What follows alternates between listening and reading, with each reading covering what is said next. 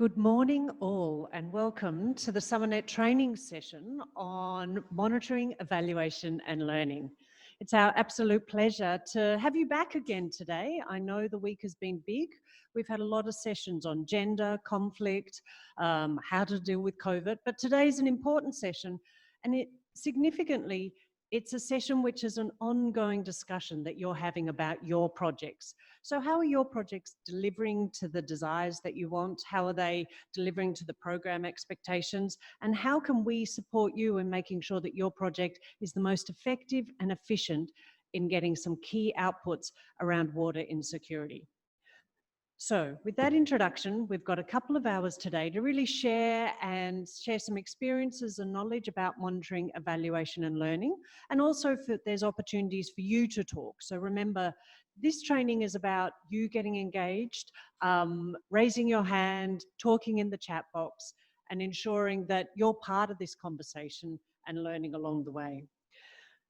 Therefore, I would like to now introduce Albert, Agus, Natalia and Unchali, as they're all going to be starting and presenting for you today. So please enjoy and thank you. Thank you very much, Leonie. Good morning, everyone. Okay. Sorry. Good morning, everyone. So this is our training on monitoring, evaluation, and learning. This is to help everyone monitor and evaluate their projects as well as learn from your experiences. So we have with us my colleague Agus, Natalia, and Anjali. First, may I invite Agus to introduce the training workshop.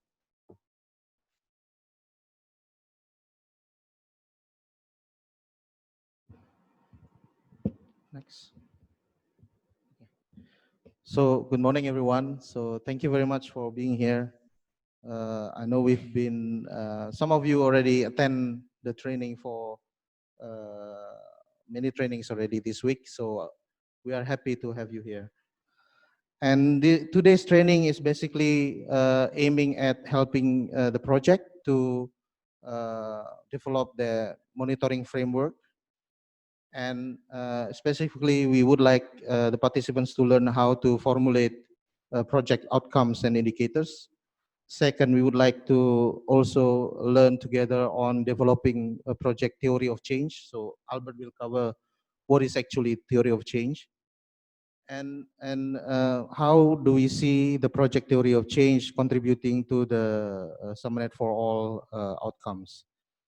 The third objective of the training today is to kind of, at the end, your project can develop monitoring, evaluation, and learning framework that works, that actually can help your project to monitor the progress of your achievements.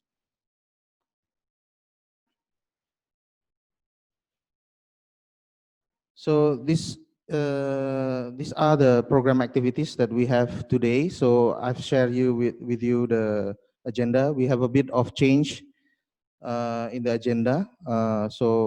Basically, after our session, we would like to get to know you more. And so after this, like you see, between 9:35 to 9:50, Anjali will lead the session about introduction. Next. So today, our training session will be guided by 4 facilitators.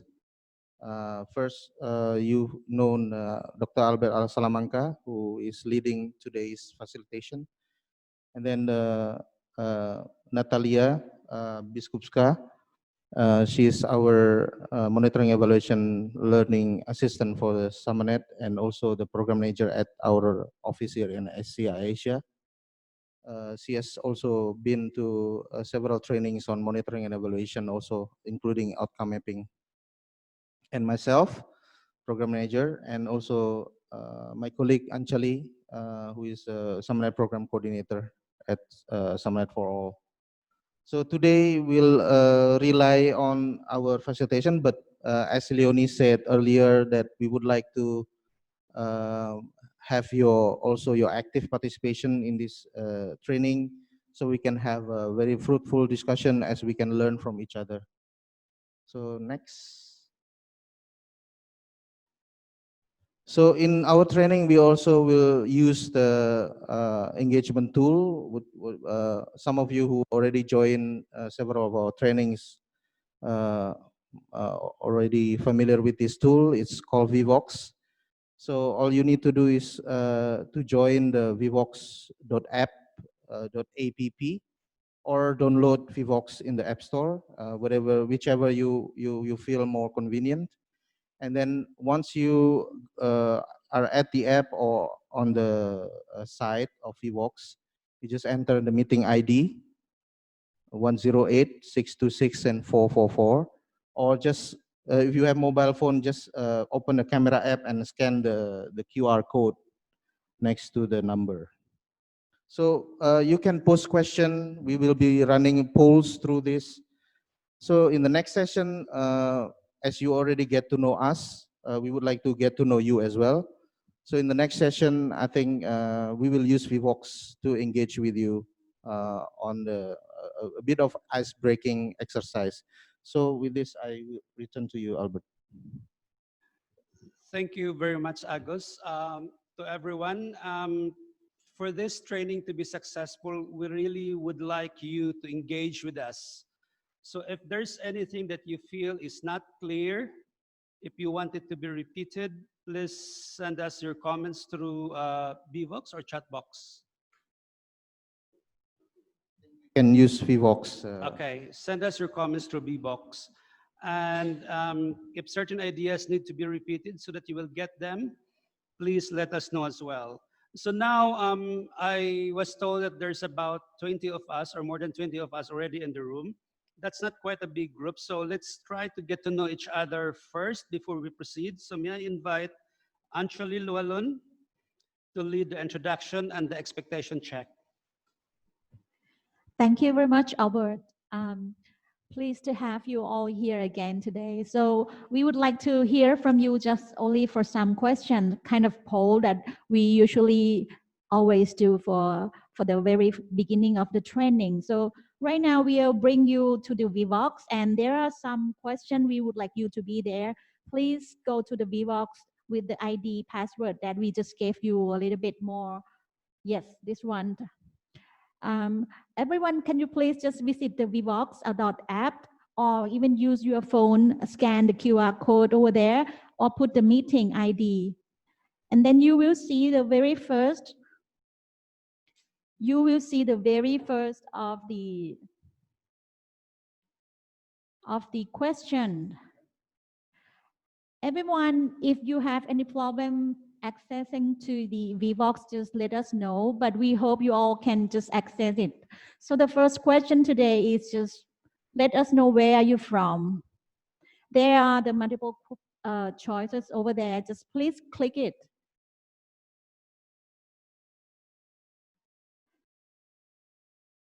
Just only few choices there. And then click next.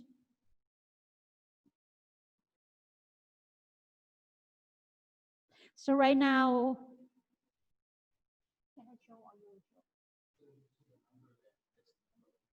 yeah, okay. So there are on my screen right now. On my screen right now, we have 20 people and putting the poll over there, so it's still moving.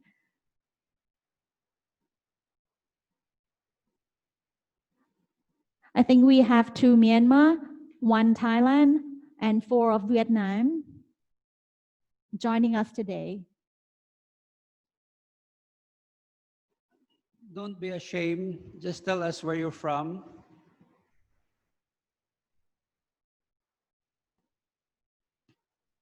Okay, let's move to the next question. The next question is, can you please tell us about your experience on the monitoring and evaluation and learning? We would like to know if you are very skillful or very experienced, or you are at the intermediate level, or you have less experience working on these kind of issues before.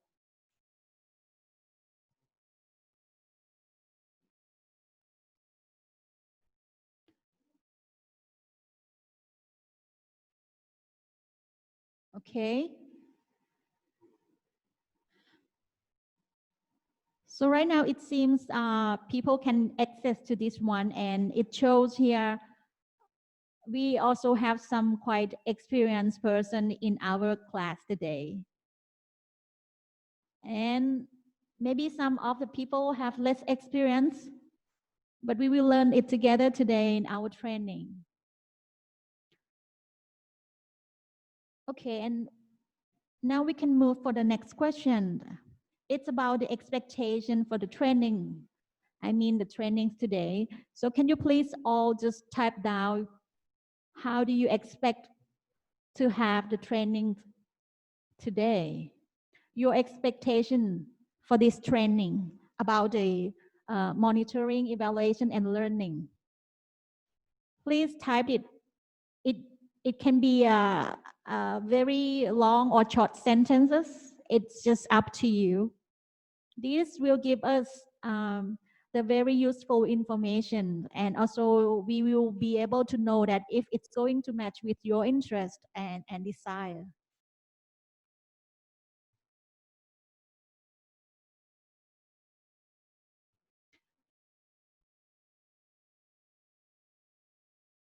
Okay, so right now we are asking Agus to show the result for us. Agus, can we show the result right now or? Yeah. So we close the vote. I mean, everyone is done yet right now? Or you might need some more minutes? On my screen back here, I saw some of the very useful informations, and I mean, people in our class, our training have been get familiar with the VVox app right now. It's important for us to know your expectations so that we can tell you right now whether we're going to meet your expectation during this training. If not, we can also tell you at which point during your project implementation we can help you. So clarity on what you expect would really help us to make sure that we can meet your objectives for the day.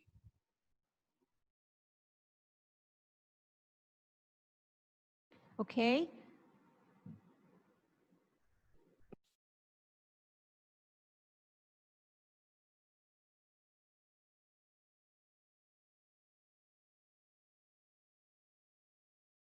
Okay, so we give the floor to Albert for the next steps, and Albert can help show us all the results from our poll just right now. Thank you very much, Anjali. So just to go back, so a number of us are from Vietnam.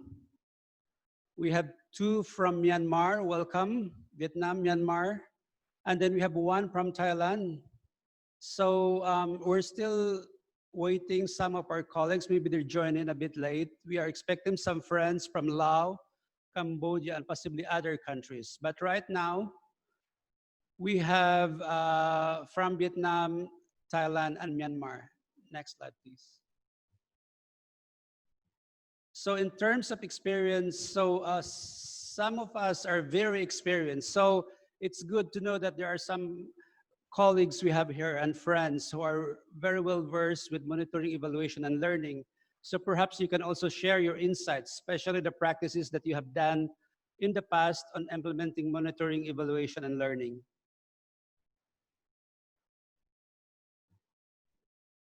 And then expectations.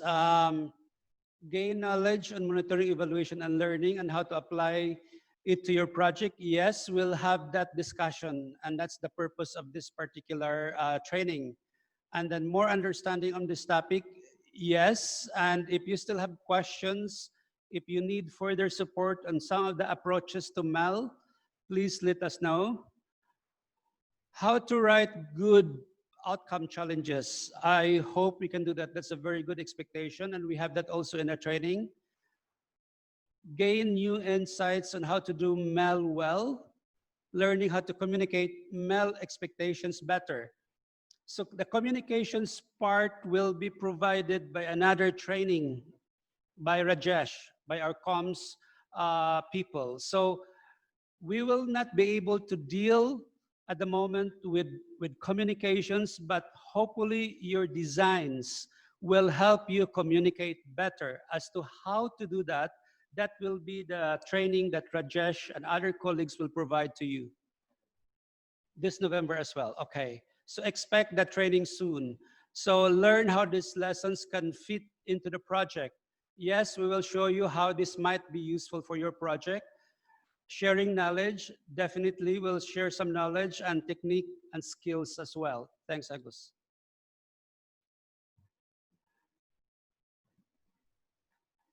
Okay, thanks, Anjali. Thanks, Agus, so far for those wonderful introductions. Now, may I ask Natalia Biskupska, our colleague here at the SEI, to tell us why MEL? Why is MEL important? Natalia? Thanks, Albert. Hi, everyone. Thanks, everyone, for joining today. I'm very happy to be here. So I'll be kicking off the meeting just by giving a quick introduction into what MEL is, why it's important, and also who is it for. And then I'll pass on to my other colleagues who will go into a bit more detail about more specific MEL approaches, and we'll have some activities around these. So many of you may have heard about MEL already, and you might be applying it to your work to some extent, either knowingly or unknowingly. I just wanted to start by defining some of the basic terms. So what does monitoring, evaluation, and learning actually mean? So I'll start with monitoring. So monitoring refers to the continuous monitoring of project resources, activities, and results. So data and information would be routinely gathered throughout the whole lifetime of a project and regularly assessed to see the progress of the project. So what I mean by monitoring progress, so this can mean different things. So it could be either related to project resources and activity implementation. So for example, monitoring budget spending and the timely delivery of activities. Or it could be monitoring the progress towards certain project outcomes and impacts. So for example, monitoring whether your project has contributed to any wider societal changes. So this information would then be used as a basis to steer decision-making for the project and is a learning process, so adjustments can be made as needed as we go along. So to summarize that, monitoring measures project progress. It's continuous and frequent, and it starts at the project planning stages of the project and all the way through to implementation. So next we have evaluation. So this refers to the periodic assessment and analysis of ongoing or completed projects. So this would happen at different stages or set stages in a project. So if a project has multiple phases, then it could be at the end of each phase. Or in a kind of one project, you might look, for example, at a midterm evaluation and then an end-term evaluation. So the evaluation would be a systematic or objective examination, basically helping us determine how far our project objectives have been achieved and whether any initial assumptions we made at the start in the planning phase of the project were actually correct. And then we can adjust these as necessary. The evaluation also helps us make judgments about the effectiveness, the efficiency, the impact, and the sustainability of the work. So the idea of the evaluation would be to pick up on any errors so we can avoid repeating them again, and then to kind of understand the successful mechanisms so we can integrate them either within the project at the later stage or within new initiatives that we're developing. So to summarize that, evaluations measure how objectives have been achieved. They're infrequent and take place at certain stages of a project. So for example, mid and end term. So we also have learning. So this is the process through which information is gathered from the monitoring and evaluation parts and is actively reflected upon. and then intentionally used to improve your project. So partners and stakeholders would come together. They would learn from the project and its activities throughout all of the stages of the project, and then act on that learning to adaptively manage the project and also to feed into the design of new projects. So to summarize learning, learning encourages reflection and improvement. It's continuous and takes place throughout the whole of the project cycle. So together, these three elements play a major role in enhancing the effectiveness of your projects. So the monitoring and evaluation parts helps you understand the difference that your project makes. And then the learning part helps you inform kind of the decision-making to improve the projects. So MEL is often thought of as something we need to provide to funders. So we need to measure against certain things and then provide that information to funders. But actually it's much more than that. It's an integral part of the project planning, design and completion phases, and actually should be understood as a dialogue on development and the progress of the projects between all stakeholders. So if you click, Kate, to the next slide. So moving on, why MEL? Why is it important? So it's important for many, many reasons, but I've tried to narrow it down to these three main things. So first, accountability. So MEL provides us the evidence on our work and the progress we make in the projects. So in the context of project implementation, we're typically requested to show that the project has progressed according to a set of targets or some predetermined outputs or outcomes that we plan to achieve. So MEL allows us to do this by allowing us to gather kind of the evidence to show our achievement. This can help us show that we're accountable on an upwards direction. So for example, to the donor or perhaps to your boss, but also in a downwards direction to the different communities or beneficiaries that we're working with and for. So the second is a focus on results. So we're forced to systematically think about the results of our activities. So typically the design and work planning of a project is done according to a project's MEL framework. So within this framework, we often outline the kind of activities, the outputs, outcomes and impact areas that we want to achieve. And then having this framework, we're able to refer back and ask ourselves whether the activities and outputs we plan actually contribute to the different results, so the outcomes and impact areas that we planned in the beginning. So we can constantly see how the things that we're doing may contribute to the changes that we see in the wider society. And finally, learning. So often achieving results is often the projects when we plan them, it's might go off course, or perhaps we come across some things that kind of change our direction. So within MEL, we're forced to kind of monitor why our activities might be generating these different changes or perhaps changes in our original plans. So we're able to document these changes and use these experiences as learning for planning for further activities, either within the project itself or perhaps in new initiatives that you're developing further down the line. So the next slide, yep. So my final slide, who is MEL for? So MEL isn't just to benefit you and your project team, but actually it benefits many other different groups.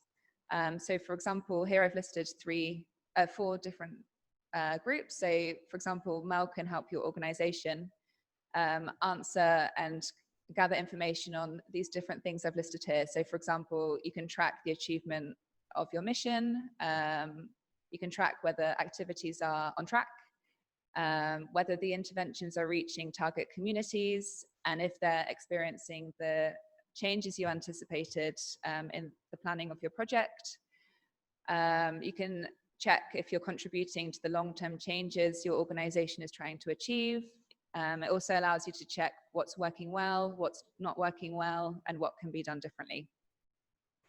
MEL also helps your partners answer questions like whether their activities are on track and reaching the target communities, whether they're experiencing any changes as a result, if there's any challenges they're being faced with, and what's working well, what's not working well, and what can be done differently.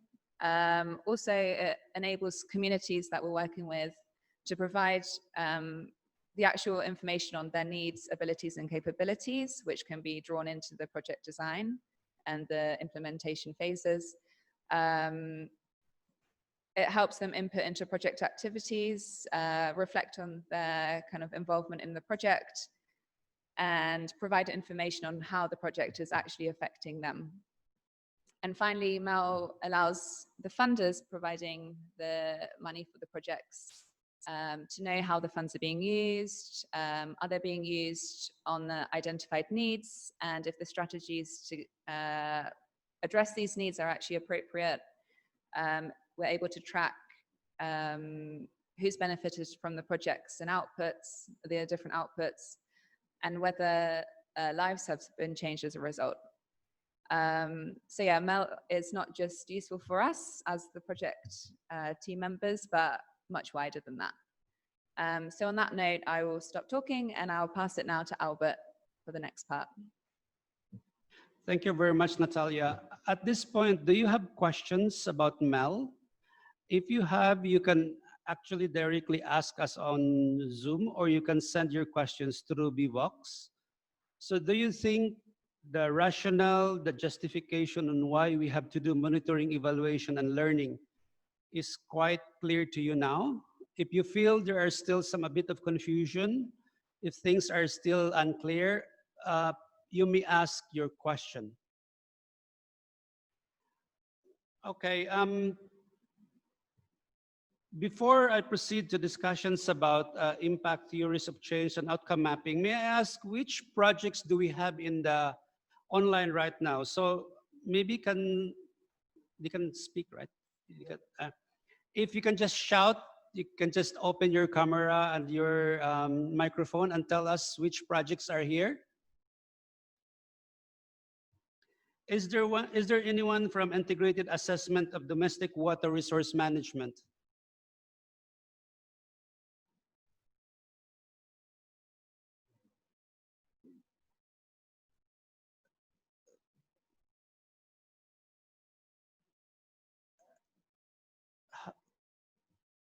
You can also raise your hands through Zoom if you want to say something. Okay, how about Voices of the Marginalized course concerning COVID and water insecurity? Are you around? Yeah. And then another project, which is a joint action, water savings, innovation, and water insecurity reduction, Vietnam Mekong Delta.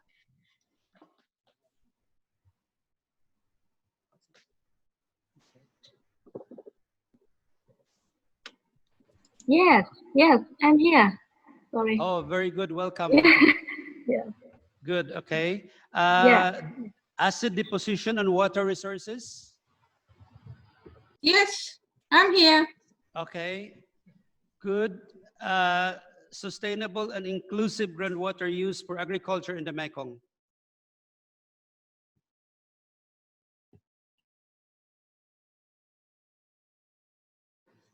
Okay. AA Adapt. Anyone from AA Adapt? Yes, I'm here. Good, good. Welcome, Sarua. Anyone from Rapid Response, co-creating knowledge to enhance women's leadership in the Mekong region? Yep, there's two of us here. Oh, very good. Welcome. And then Joint Action, PFRM, Banpai.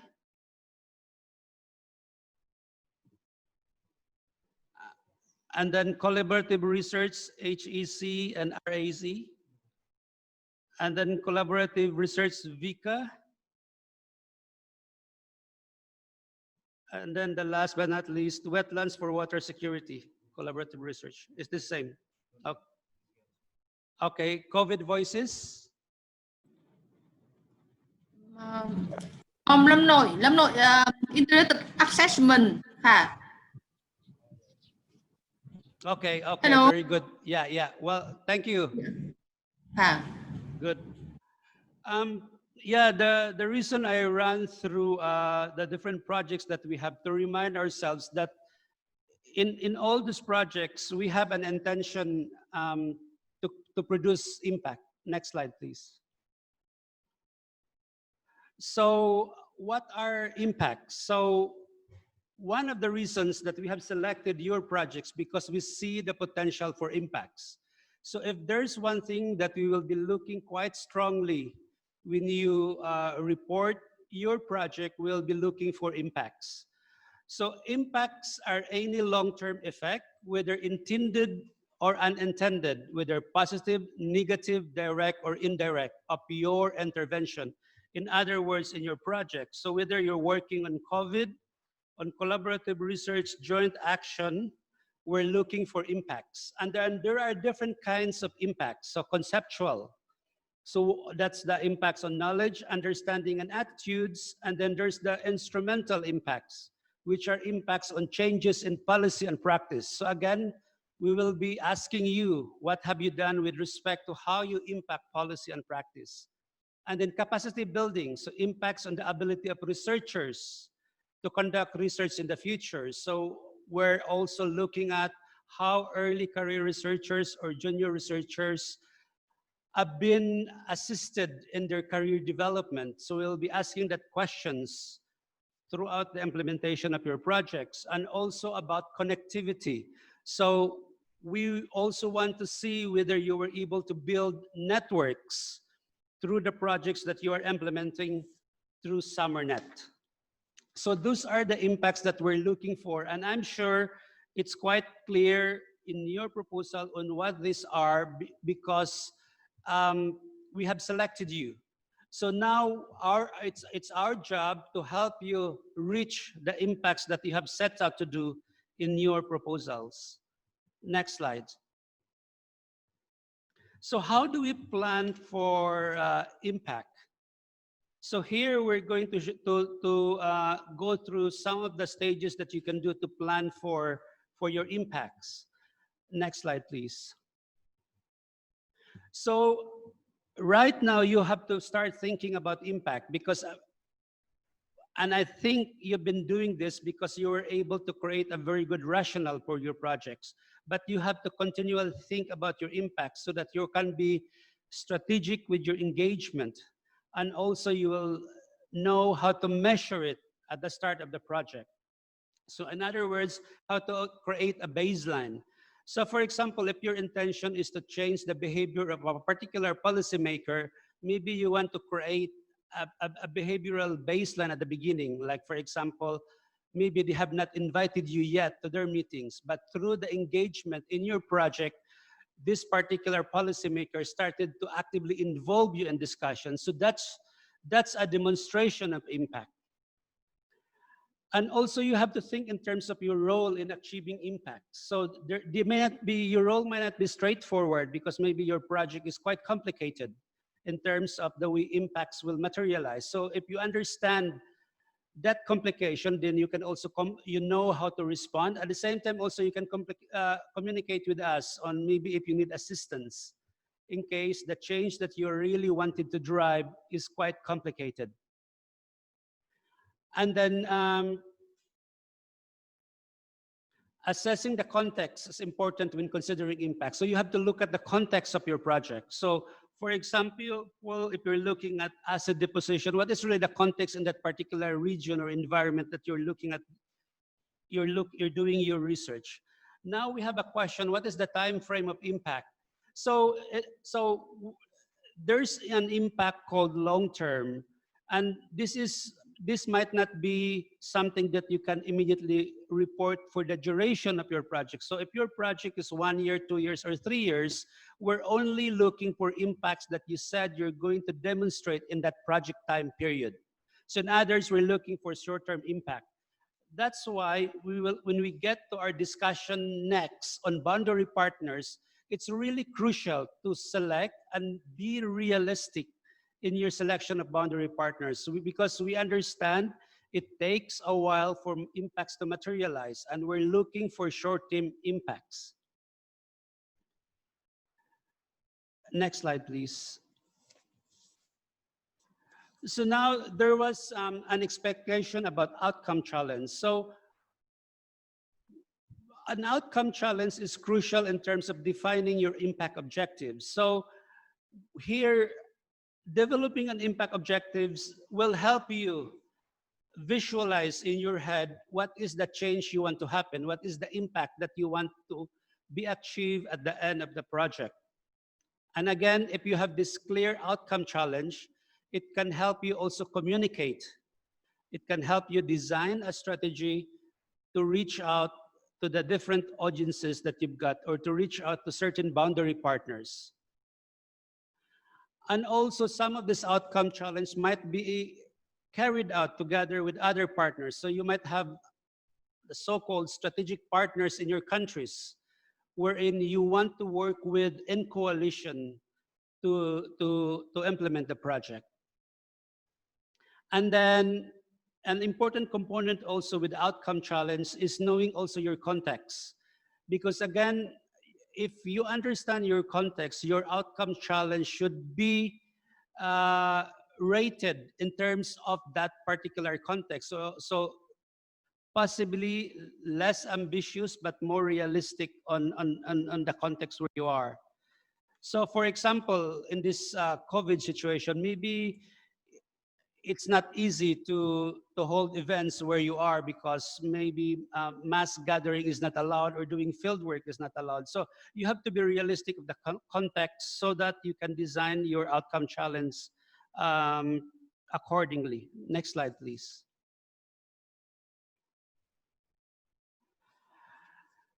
When designing your outcome challenge, it's good to be guided by the so-called sphere of influence. So in SUMERNET, we provide you with inputs to your activities, but how to take those inputs to become outputs would be your tasks. That's why we will be asking you, we'll be monitoring you on the outputs that you have promised. But those outputs are not just produced out of the blue. They have to be produced in relation to the outcomes that you plan for each particular boundary partners. And again, when we talk about change or impact on boundary partners, we're talking about behavioral change.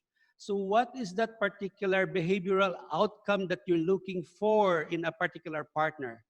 So we will be asking you that question. So we will introduce a tool, it's called the most significant change, to enable that conversation with your boundary partners on what are the changes of their behaviors resulting from your project. So again, there are inputs that we have provided to your activities. You produce the outputs linked to your outcomes, and hopefully also this will lead to contribution to impacts in your context. So the inputs into your activities and the outputs are what we describe as within your sphere of control, because these are really the things that you can control. How much money you get from SUMERNET, how you're going to spend the money, when you're going to spend the money is within your control. And how you deal with boundary partners are within your sphere of influence. And then your sphere of concern would be in terms of your impact. So if you look at the arrows on the bottom, so that's how each of these are logically connected. So to summarize, there are inputs to your activities, which SUMERNET has provided. You produce the outcomes leading, and in the outputs leading to your outcomes, and also linked to your impacts. Next slide.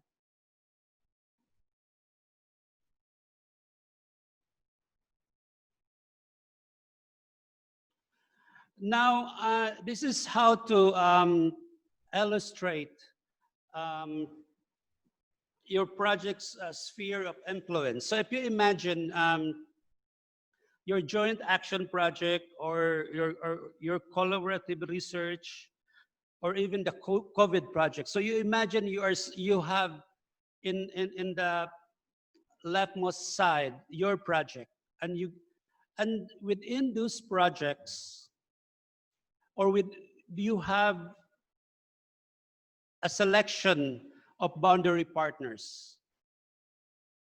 The reason they're called boundary partners because they lie between your project and your beneficiaries.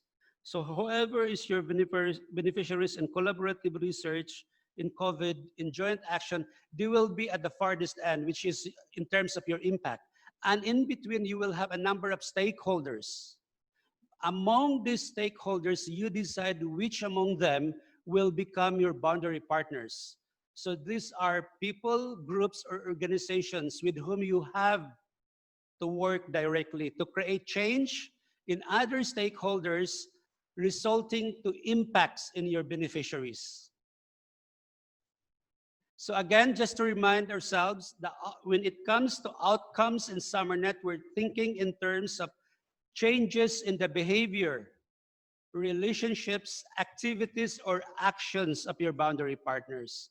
So along the process of implementing your projects, you must have regular conversation with your boundary partners.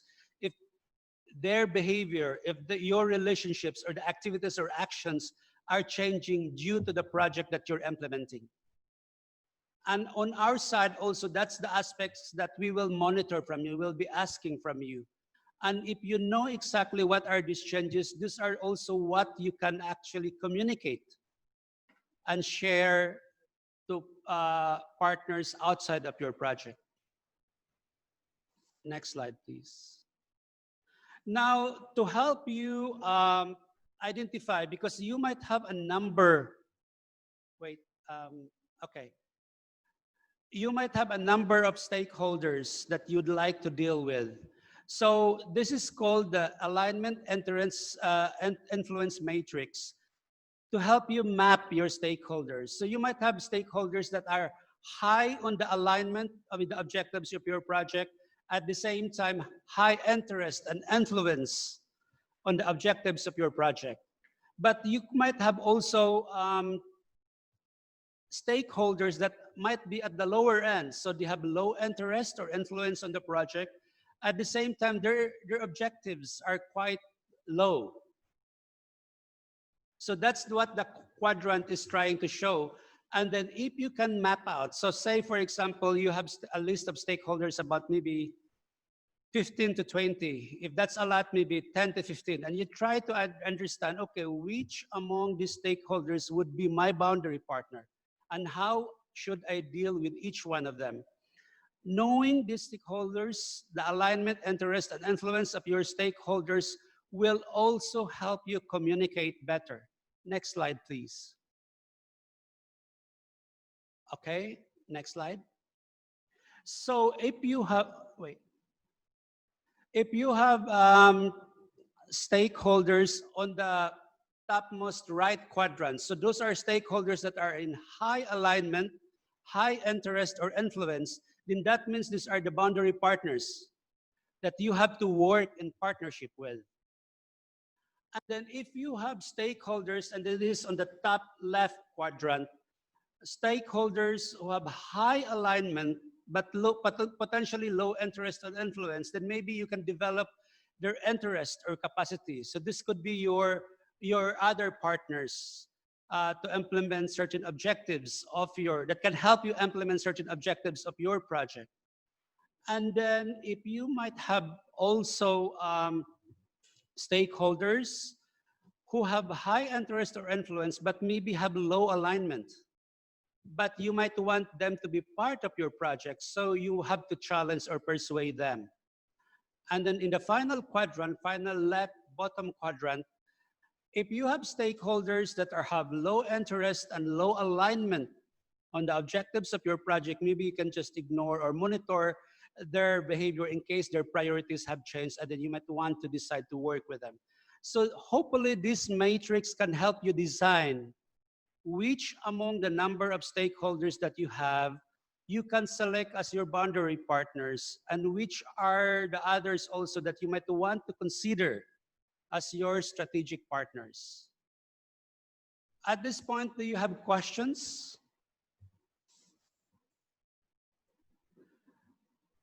Okay, if there's none, so let's have a quick discussion about the theory of change. So I'm sure you've heard a lot about this. Next slide, please.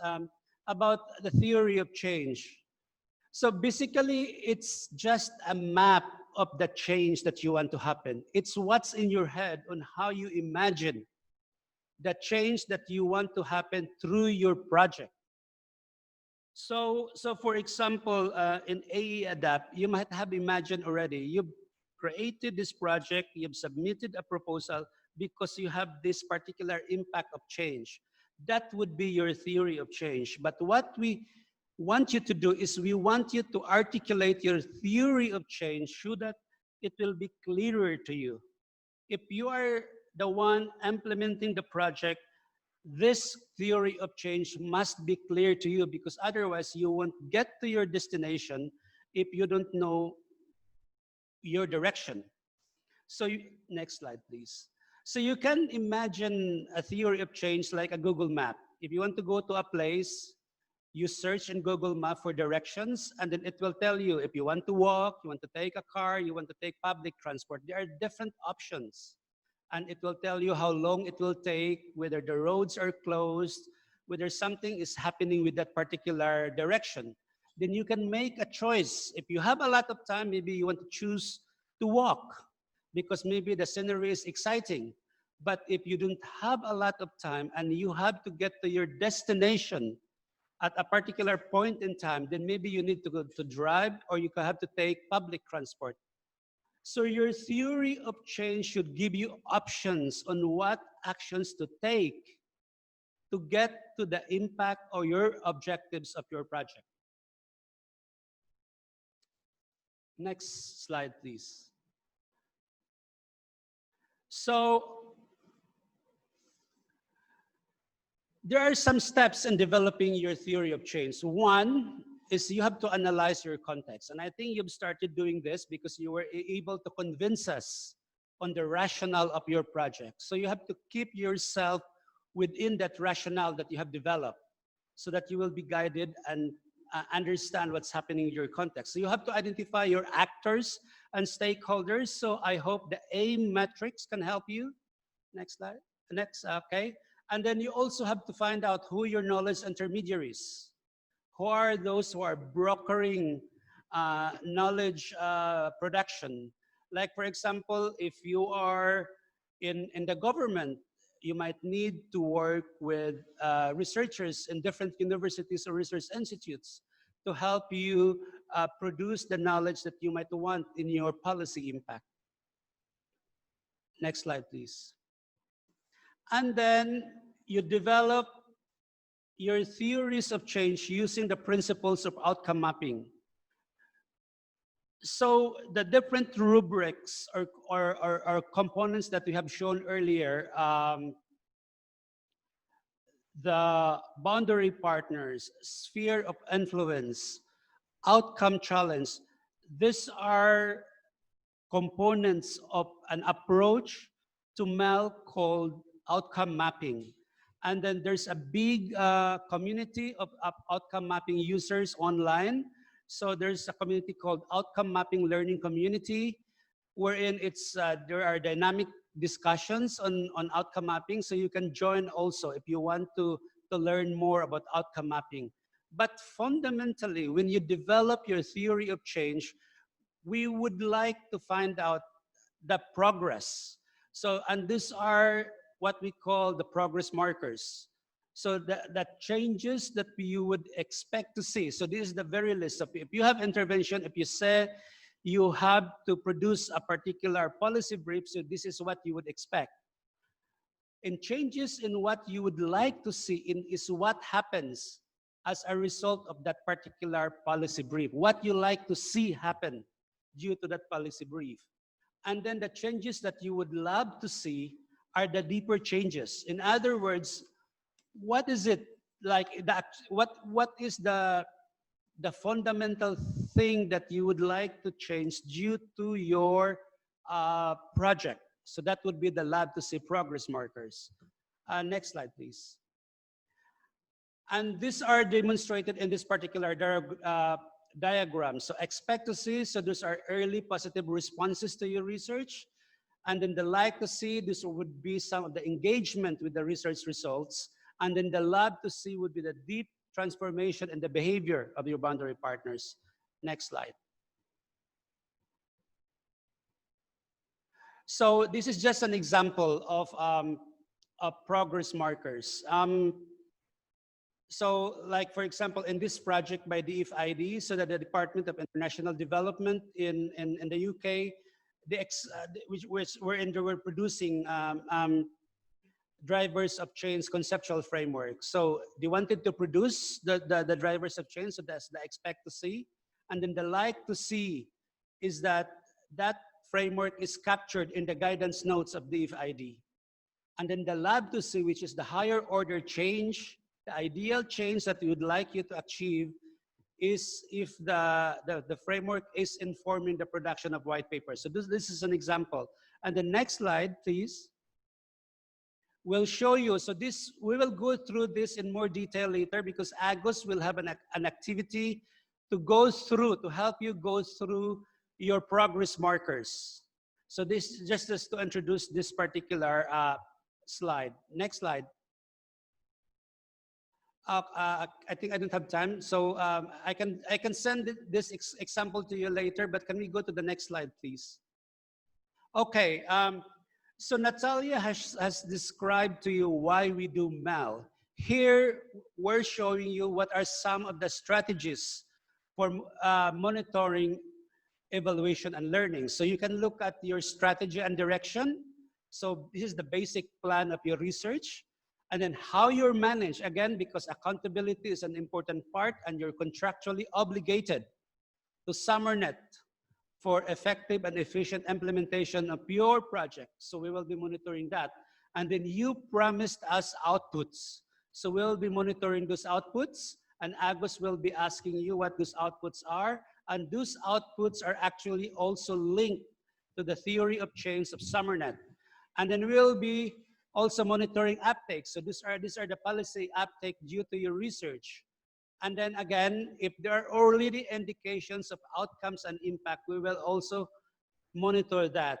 And then if there are changes in the context, in the rationale of your project, we will also monitor that. But we are not saying you have to monitor all of them together at the same time. You would have to make a decision, because your project will go through phases. Maybe the initial phase will be just looking at strategy and management. So we're going to monitor that. So like, for example, for outcomes and impact, we will be asking this question towards the end of your project. But for outputs, we'll be monitoring that based on the timeline that you have promised. And we will also have a specific activity on this one later, which will be led by Natalia to help you plan your MEL. So, next slide, please.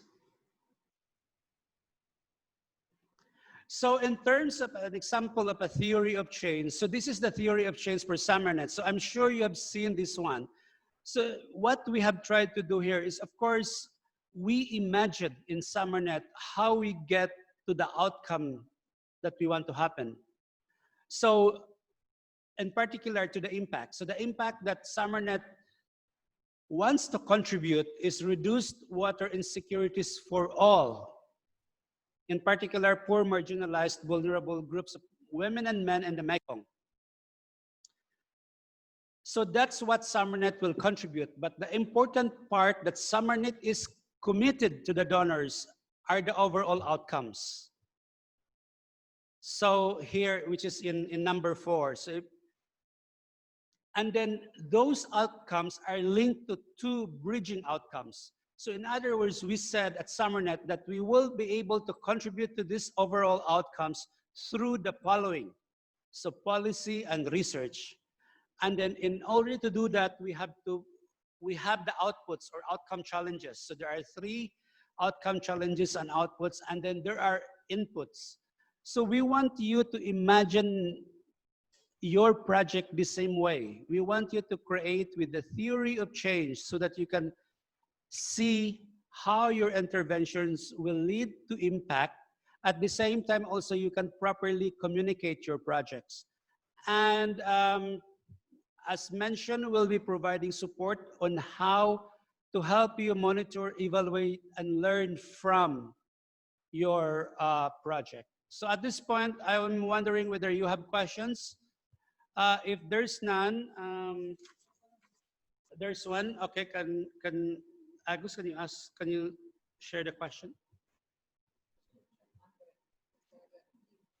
I can say it. Yeah, go ahead. What is the time frame of impact? Most of this is beyond the project time. Is this correct? Was that already covered? Oh, it was. Okay, sorry. Yeah. Thank you. So if you have questions about theory of change, outcome mapping, progress markers, outcome challenge, or boundary partners, if these things are still unclear to you, please ask it now or shoot us an email later if you don't feel really asking it now. But we encourage you to engage with us because we are here to provide support.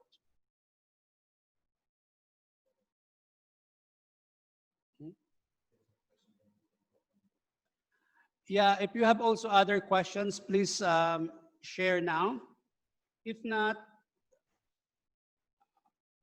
we're going for a 5-minute virtual break just to give you a chance to get your coffee or go to the toilet and maybe stretch your legs. And then let's come back at 10:30. Okay, before you go, I hope you haven't still switch off your Zoom.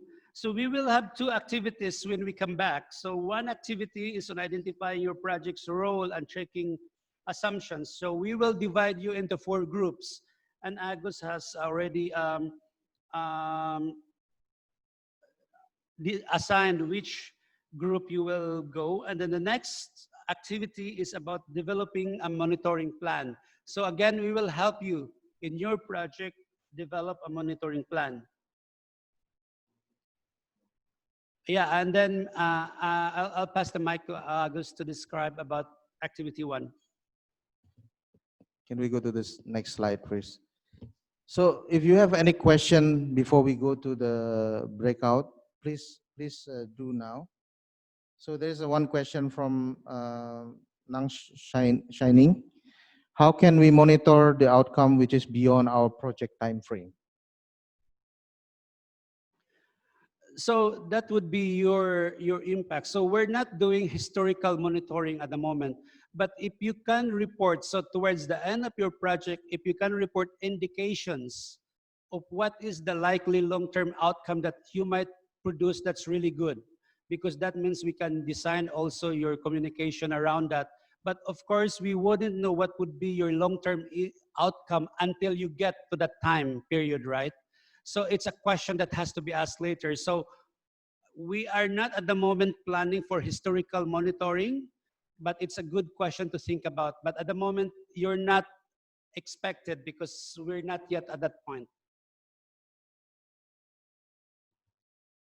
Okay, is there any other question from the participants? Is there any terms you would like to clarify or which you haven't have clear understanding about? Please do now before we go to the activity and so because of limited time, we need to go quick to the activity. There is one sentence from Dr. Rajapat about the impact expected over the long term.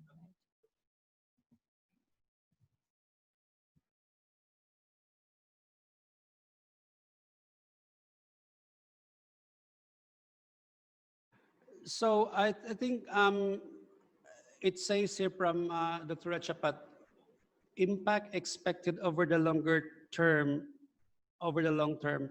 Yes, impact are definitely, so if you look at different textbooks on monitoring and evaluation, there are different definitions on impact. But from the perspective of SUMERNET, impact is definitely long term. So we're not expecting you to account for that impact, but we're expecting you to contribute to that potential impact. But what we're looking from you are outcomes, changes in behavior of your boundary partners. But if you are really very, very successful in your project and you're ready to report impacts, that's very good as well. We'll definitely consider and accept that. Thank you. So if there is no more question, is there any question? Last chance. Okay, thank you. So we can move on to the explanation about our next activity. So in the next activity, we will break out into smaller groups, probably with our participants. It would be maybe 5 or 4 or 5 participants per group. And we will try to define kind of a change that we would like to happen in. Actually, I shared with you 2 case studies. If you have the case studies, and each project, each group will be assigned 1 case study. I hope you have, you have read the case study.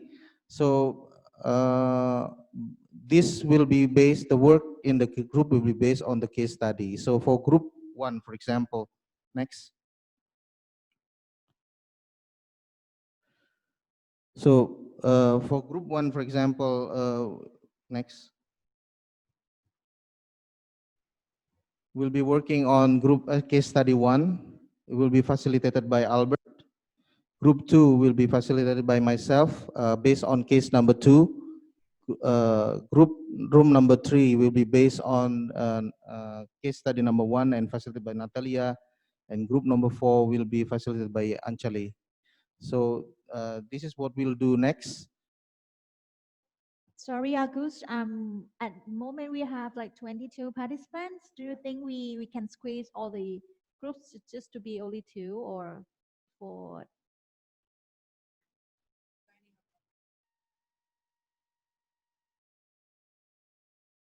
Okay, so since the number of participants is kind of less than what we expected, we may want to split the group into just 2. One is discussing case number 1 and one is discussing case number 2. So we'll in the break, during the break, we'll assign you with a group. So we'll for sure have facilitated discussion in the group. Can you go to the previous slide? So basically, we will try to complete the template that I've shown before, and we will try to report the result after the break. And during the break, we would suggest that you can actively contributing, open to learning and exchange of experience among the members of the group. So with this, maybe we can go for a 5-minute coffee break, and then we can arrange you into breaking room. Thank you very much.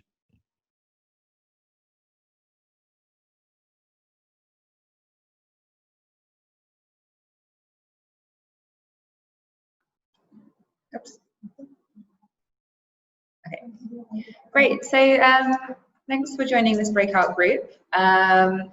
So Agus kind of went through the activity already, but I'll just quickly run over it again. So this group will focus on case study. Oh, hold on, I'll just check. 1 moment. Case study 1. So hopefully everyone has the document which was shared by Agus. Focusing on case study 1. Yeah. Oh, can we do 1? Sorry about that. Right, so everyone has case study 1 hopefully in front of them. So the intention is to go through the case study and to try and start mapping according to the table, which I will now share with the group. Moment.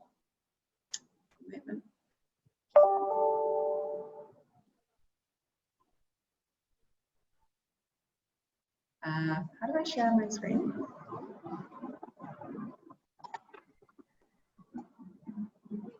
Oh, sorry. Sorry, I'm not a technical wizard. This one, right. sorry about that. Yeah. So the intention is to populate this table. So I'll just quickly go through the different components. So we've got case study 1, and for each table, we basically want to identify a boundary partner. So this is the partner that the project plans to engage with. So from the case study, you can already see there's a few different boundary partners we can choose. And then for each boundary partner, we're expected to go through and list the types of changes that we want to see with these boundary partners. So at 3 different levels. So first, the expect to see level. So these are early positive responses. The like to see level. So this tends to be kind of people's attitude towards the things we're engaging with them on, and how they're engaging with us. And then love to see, so these are kind of the longer term, deeper engagements that we would love to see as part of the project outcomes. And then, so for each boundary partner, we would come up with a general statement of change that we like to see at these 3 different levels. And then kind of brainstorm a few indicators that we can use to measure these different changes. And then if we have time, we can think about how we directly can influence some of these changes, because often the project might not be directly responsible for the changes, and perhaps others might be contributing. So there's another column there. So yeah, there's, I think, about 9 of us in this group. So it really would be great if everyone kind of contributes something. So I'll kind of open the floor now to everyone. First, let's just start by maybe picking a boundary partner. So does anyone have any suggestions of boundary partner we can focus on from case study 1?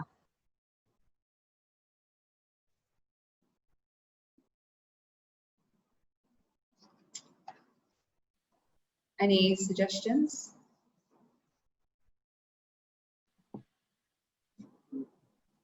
Hello. Hello. Hi. Can I talk? Yes, of course. Please go ahead. Okay. So I think that is for this project, it depends on the country.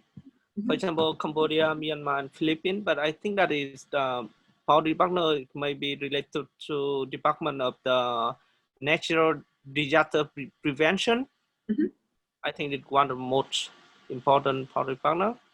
Great. So I'll put policymaker, Department of Disaster. It might be like multiple natural resources. We can kind of keep it quite open for now. Thank you very much for that. So what is the kind of issue related to this partner?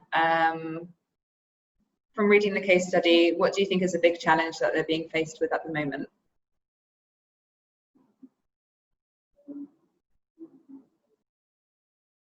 So this case study is about climate resilient development,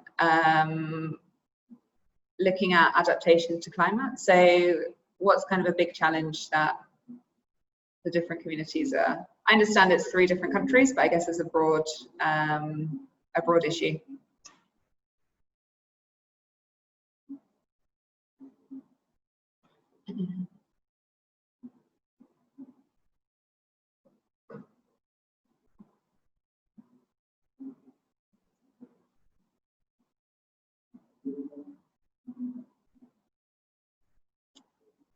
Any kind of insights there?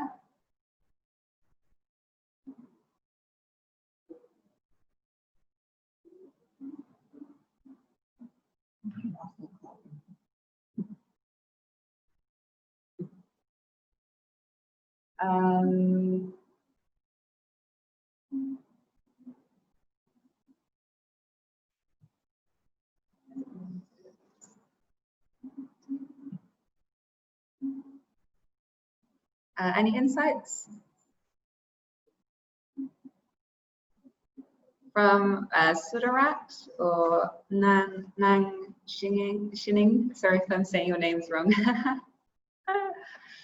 Just calling out some names. Please try Miss Nang.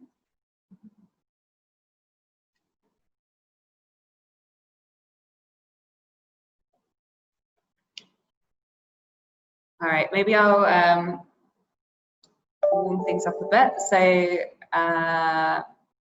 well, for me, when reading the kind of challenges, I guess it's about the different policy makers in the different departments not really understanding the adaptation decisions of communities and kind of integrating them within their own planning processes. And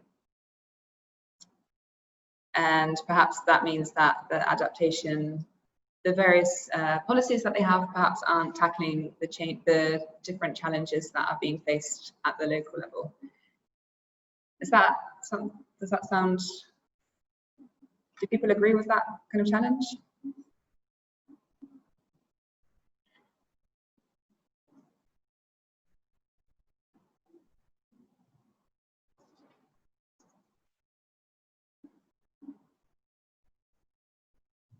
I'll just put a note, adaptation to be considered in national policies of these different departments. All right, so now at the various levels that we have, so the expect to see, like to see, and love to see. So based on this kind of general challenge, but I'm open to other challenges as well. What kind of changes would we like to see from our efforts if we were to implement a project in this context? Any kind of suggestions from people?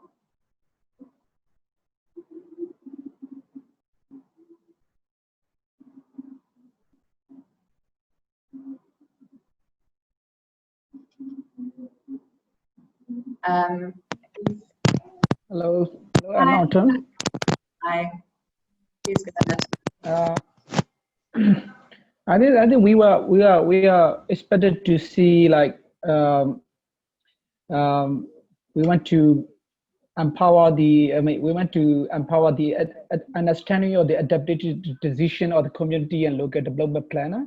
Mm-hmm. Yeah, because this region have been severely affected by the climate-related hazards. So we want to hear their understanding on their decisions, mm-hmm. Not only from the community but also from the development planner. Mm-hmm. Thank you very much. So I guess empower the decision making. So that seems to be maybe a higher level than the expect to see, but I think you're right in kind of getting the knowledge, understanding their kind of insights, and maybe changing their knowledge on adaptation to empower the decision making. So I'm going to move actually this one maybe to the love to see category, because I think empowerment is perhaps a deeper level of change, but I like where you were going, and like I'll just put knowledge level here of local communities and planners. Very good.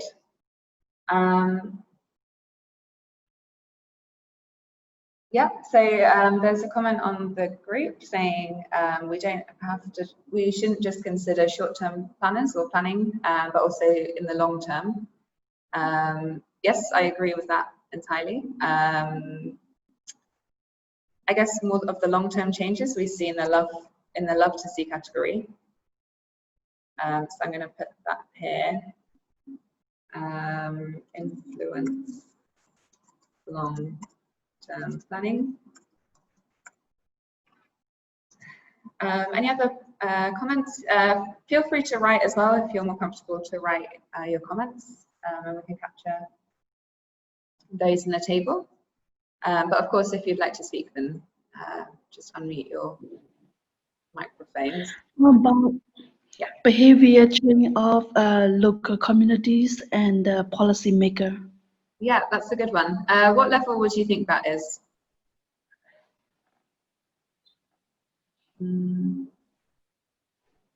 Perhaps a like to see or a love to see? Like. Yeah. Behavior change, great.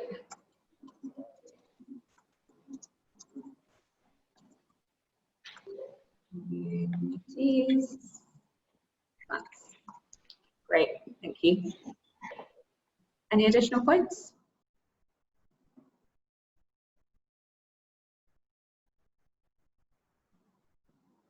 Someone also put behavior change could also be in the love to see, and I agree, because I guess behavior change is a deeper change as well.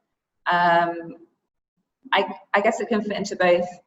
I guess it depends on the type of behavior change that we see. If it's that people are maybe more actively engaging in meetings or in certain groups to work on these issues, then that can be a like to see. And then a love to see can maybe be a deeper change in the way they engage in these issues and the way that they view these issues. So I think behavior change can definitely be at multiple levels. So yeah, thanks for that comment there.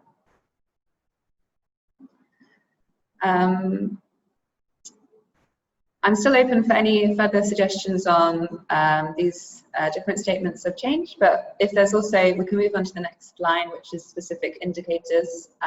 Like how can we measure these various things here? So how do we measure knowledge level, for example, and behavior change, or even empowerment of different communities? Any suggestions from the group?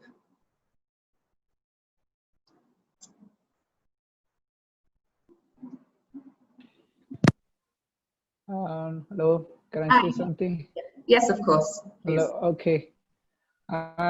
This is very difficult to monitor the knowledge level. I mean, so what can we do? We can do like a basis information assessment, or maybe assessing the knowledge level of the community member and development planner from the basis before we conduct the research or something like that. So it's like a capacity need assessment or something like that. So we can do we can do like this. Yeah, Thank you. That's a great suggestion. Thank you.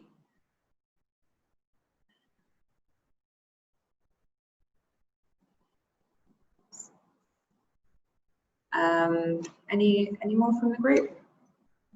There was a useful slide which I'd like to quickly put up, which might inspire you. Hold on a moment. Hopefully all of you can see this. So you can see at the different levels. So again, this is going back to more of the statements of change that we'd like to see. But this can inspire any thinking around that, or also indicators, the development of indicators. So I'll just keep this on here for a minute, just so you can have a quick read. And then we'll go back to the other sheet. If you think of something, then please share.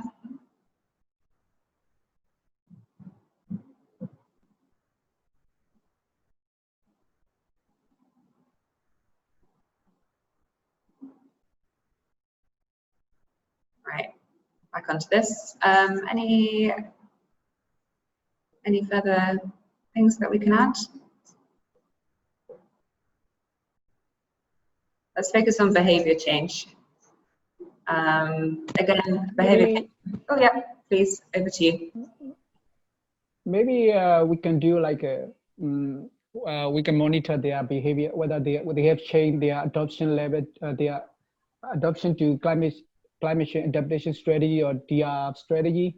It's a kind of monitoring, assessing the technological adoptions for the community member. Yeah, I think like that. Yeah, that's exactly correct. Really good suggestion. Sorry, my spelling isn't great on here. Oops, adoption. Adoption. Yeah, so, oh, I spelled it wrong. Sorry. Adoption. Yeah, so, yeah, a type of behavior change is how people are engaging with the different information you're sharing with them. So this can, for example, yes, at policy level, it can be whether policymakers are integrating kind of the adaptation information within their current policies, or if new policies are being developed as a result of that information. And then at a deeper level whether these are actually being implemented in any way. So that's an example of kind of behavior change. And then on a local level, a good example of behavior change, as you said, is technological adoption, so related to different adaptation strategies. So people might be getting the information, and if they're not doing anything with that, then that's just one level of change, so more of a knowledge change. But we want to see that deeper change, and we see that through the changes in their practices. So exactly monitoring adoption there is one indicator that we can measure. So thank you very much for that suggestion. Any other points? I'm just checking how much more time we have. So we have about 3 minutes left. So any final points? From anyone, either written or spoken? Or maybe if there are any questions or issues from the morning, we can take the notes and just get back to our main room. Exactly. So if you had that, also open to any other questions, either related to this exercise or earlier on in the meeting, if something's come to your head now. I can either try and answer it now, or we can pass it on to Agus and Albert when we head back to the other room.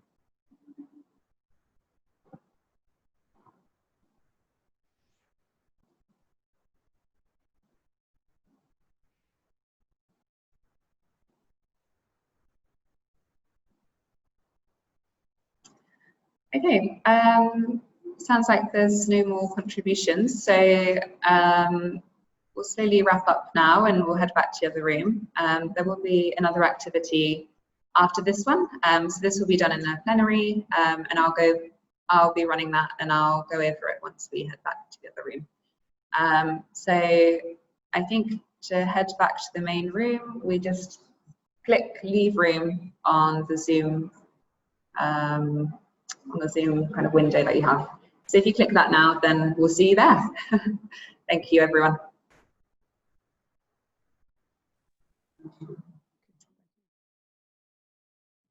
Thank you. So, Chandra Chapat, Horikap. Horikap. Hello, do you hear me? Yes, Achan. I'm Professor Rajapat Ratanavaraha from Rajamangala University, Khon Thailand. Which project, Achan? In Ban Pai participate for risk management, a case study of Ban Pai, Okay. Thailand. Okay, thank you, Achan. Miss Bauvi from Anjang University, please.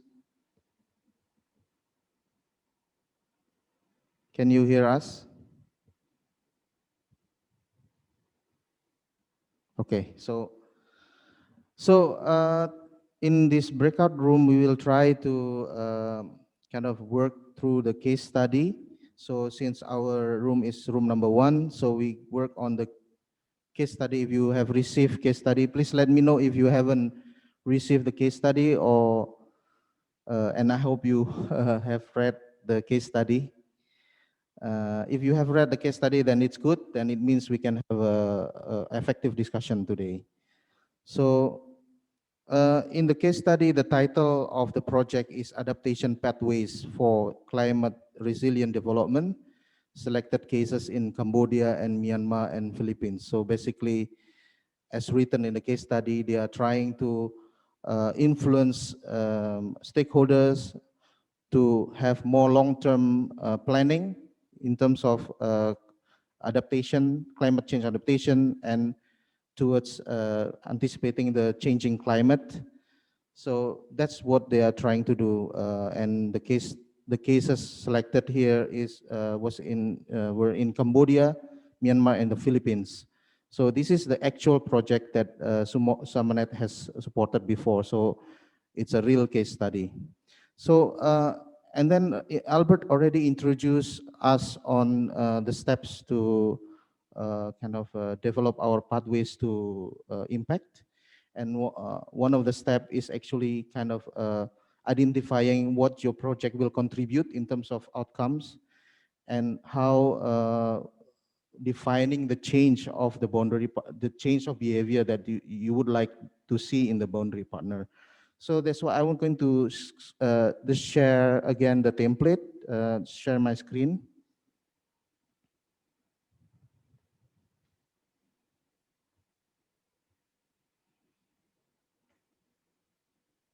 Okay. So if you see the screen, what would you like us to do is actually to first identify the boundary partner in the case study, and trying to understand what is the current context. If you see the current context, so what's the behavior of the boundary partners that we would like to change? And then we would need to state what is the change that we, through our project, that we would like to change in the boundary partner. And then we'll define the progression of that change. Like what's the early, maybe within a couple of months after we engage with them, what we expect to see from the boundary partners. And then maybe towards 6 months or 1 year, depending on your project duration, what we like to see from your boundary partners. And then at the end of your project, what you love to see, a deep transformation in behavior. So maybe we can try to identify first who are the boundary partners. It would be good if we can identify 2 or 3 boundary partners from the case study. Maybe we can start the discussion here. Anyone has an idea who's the main boundary partner? Anyone, any idea? Lâm Nội, from Lâm Nội. The main boundary partner, the first is a district because we select the community, the village. So the main boundary partner is a local government, local authority. The local authorities. Okay. Yeah. District or hit a village. Yeah. Any specific like line of sector, like maybe it's agriculture, or in this case is they are talking about climate change adaptation. So what would be the specific district authorities that we are talking about here? Any idea?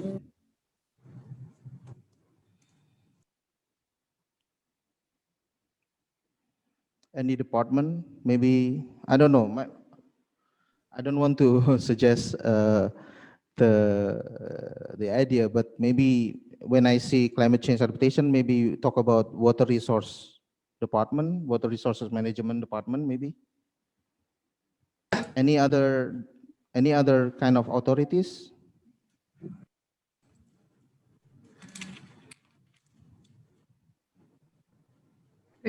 I suppose it kind of depends on the country, but there could be departments that focus specifically on disaster risk reduction and management as well. DRR, yes. DRM. Yeah, DRR, yeah. Okay, so maybe we can separate, because if we have the both boundary partners, it will be confusing to discuss what kind of behavior we would like them to change, right? Because when we talk about specific boundary partners, then we can focus on their specific behavior that we would like to change. So maybe I can move this to the next box, and then we can come back later.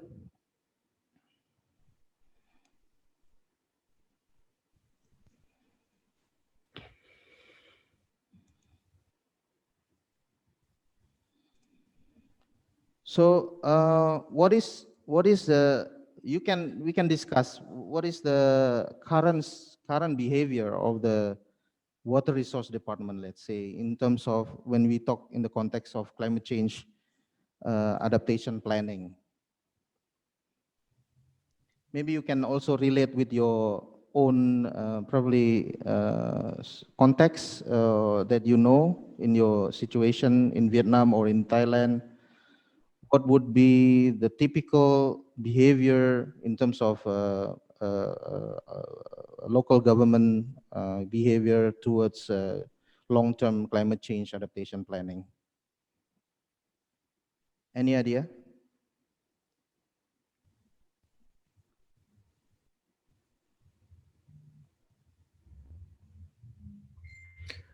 It looks. Oh, was someone going to say something?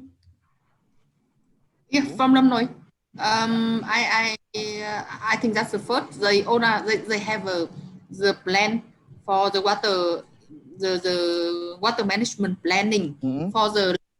However, it is not specific. Like they cannot in the long term, but they cannot predict the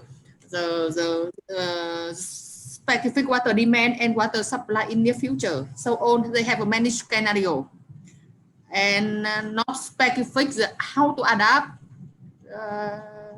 with it. And now they are in the way to make the plan is more clear or more specific. Oh, okay. Okay. So our what we would like them to actually change is to be more specific, right, Dr. Lamnoy? Yep, more specific and can have a technique or have a method for prediction, like the water prediction. Sorry, can you explain? Can you repeat that? More specific, for example, more specific on they can predict water demand. They can water supply in the near future or water volume come up from upstream to downstream. Okay. What about in relation to our case study, the climate change? Any change of behavior that we would like to see from our boundary partner, in this case, Water Resource Department in the district? Achandra Chapat, maybe you have an idea. I think the local people must have local knowledge or local wisdom. Local wisdom, Yes, they have the bottom up to connect with the top down. So that I mean that is the technical from the top and the community base. It's really important to see, to understand together and to see the same way to solve the problem. Yeah. Okay. Any other idea of what the change that we'd like to see? Ideally, the statements of change should sound like, for example, this is from what we discussed now. The Water Resource Department at district level will be able to develop more specific water management planning, which include water demand and supply, and also integrate local wisdom with community-based knowledge, something like that. So in a kind of a outcome language, this should be reflected. So is there any more idea, or we can continue? So from the case study, they would like to influence the district authorities, right? Let's say the project is over 2 years period, and actually they had 2-year period to implement the project. What would be the earliest change that you like to see from, in terms of this statement of change from the boundary partner? Any idea? What's the early positive response from the boundary partner? I think for Thailand, yes, there are many information from many departments. So that sometimes the people in local, they are confused, confused to understand, because there are many data, but not good information, and not easily to understand. So that I think sometimes in the local people, they want to know only a simple message. I think the simple message is really important for the local people. Yeah. So basically, the earliest positive response that Achandra Chapat think is that they can formulate the messaging to the public. Is that the correct? Is that the correct conclusion, Achan?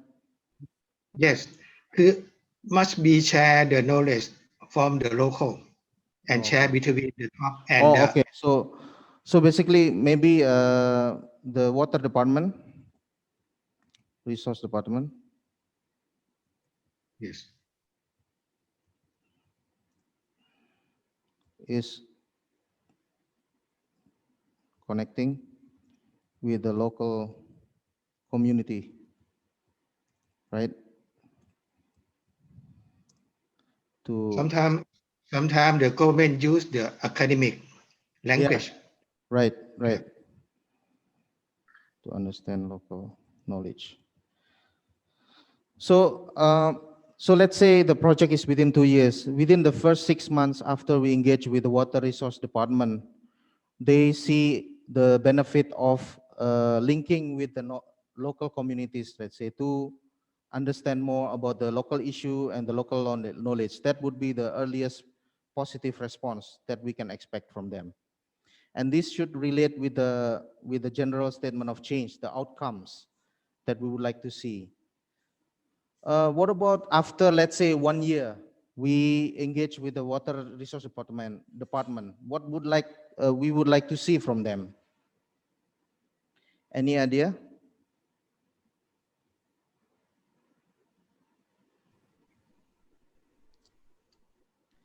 If the earliest positive response that we would like to see, that water resource department is willing to connect with the local communities, what would be the next step?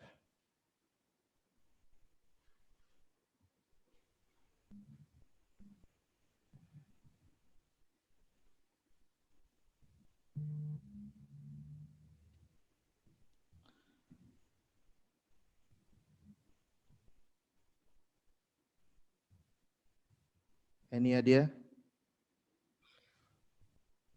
Are we still on the kind of the theme of local community and local knowledge engagement? Yes. Or can it also be on the specific water demand supply planning? You can also go back and define the early positive response on that as well. But if you have idea on what you like to see relating to local knowledge, that's also fine. We can capture that as well. Any, Dr. Lamnoy, perhaps you would like to touch upon the water demand and supply. What is the earliest positive response that would like to see from the water resource department? The positive response is that we're willing to work with the researcher. We need to work with researcher about water prediction, water demand prediction, and water balance calculation. Something they willing to work or willing to cooperate with researcher of water resource management. Yeah, understand. So after 1 year you work with them, what do you expect them to say? Okay, let's say after 6 months you can connect with them, you have a good relationship with them. After 1 year, what do you want to see from them, Dr. Lam? After 1 year working, and we can suggest the finding. We can suggest the finding of the water prediction and other. We do to see them that they will consider. We consider the finding from researcher. Okay. To incorporate to their plan. Yeah, understand. So you see the notification. We have just a few seconds. So basically, that's the exercise that we try to do. We try to develop the outcome, and then we try to define the progression towards the outcome, which is what we define in SUMERNET as change of behavior of the boundary partners. So I hope you learned something, but this is not the end. We can have more connection in the future. Thank you. Thanks, Agus.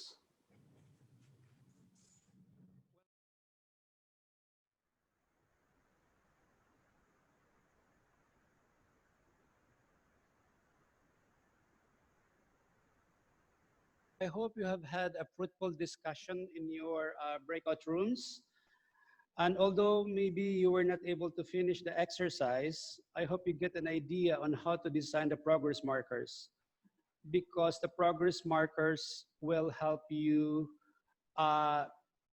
achieve your outcomes.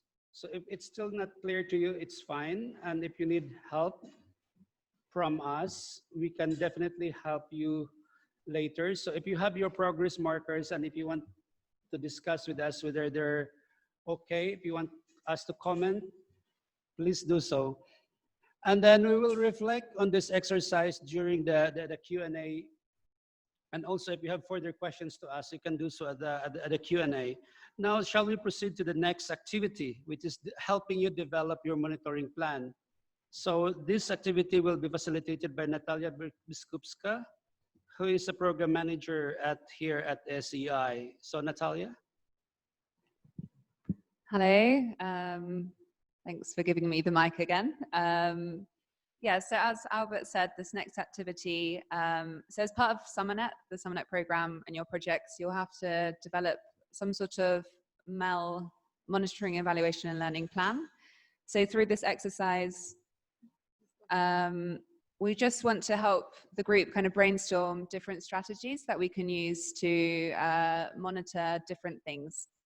So Albert went through, can we have the presentation back up on the screen, please?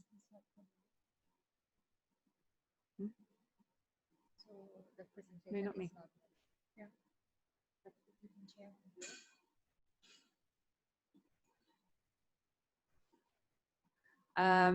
Yeah, so this slide here. So Albert went through this earlier. So there's 6 different levels that we can monitor. So this is strategy and direction, management, outputs, uptake, outcomes and impact, and context. So if you just spend a moment just to go through the descriptions there, the next part of the exercise will be, we'll go back to the Vivox app, and through that, we're just going to ask you to brainstorm the column on the right. So how will you monitor your project?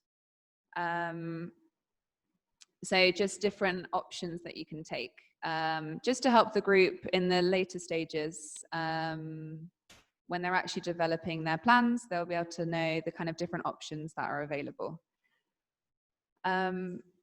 So in a moment, we'll head over. All right, so hopefully everyone understands the different levels. All right, Agus, can we go to the Vivox app? And please everyone log into that again.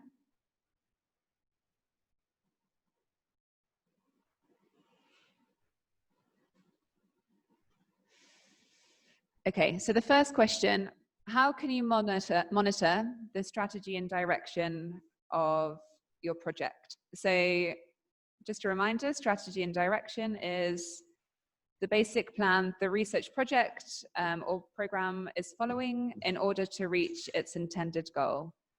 So every project will have its plan. Also, your organizations have your own plans. How can we monitor that we follow those plans? Please write whatever comes into your head. There's no right or wrong answer. And then I'll go through some of the options available as well.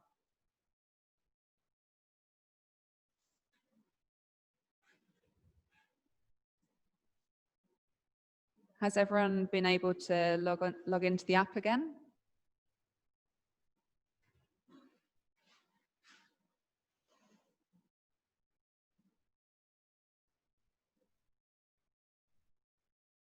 Any kind of ideas there?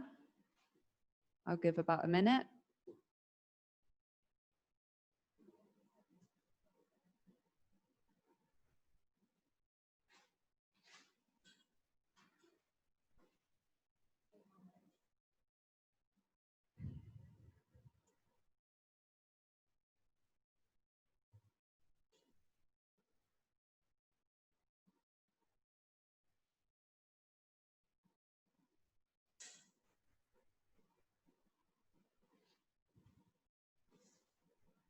Okay, we have a couple of responses already.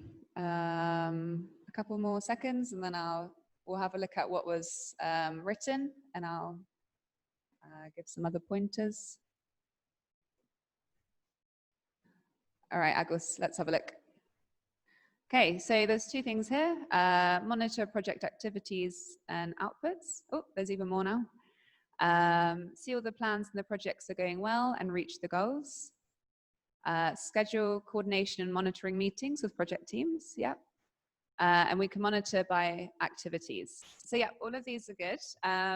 So just to kind of summarize, so to monitor strategy and direction. So a lot of these, the kind of approaches and the indicators tend to be a bit more qualitative rather than quantitative, because it looks at how appropriate or how efficient a plan might be. So for example, we might be reviewing annual reports of the project. We might be referring back to the theory of change and looking at how our project activities are kind of going along the lines of what we were planning in the theory of change. It was kind of mentioned before, but we can have meetings with the different project teams, different workshops to kind of brainstorm how things are going. Formal or informal discussions. We could also conduct things like stakeholder analyses or social network analyses to investigate kind of who is engaging in our project and how.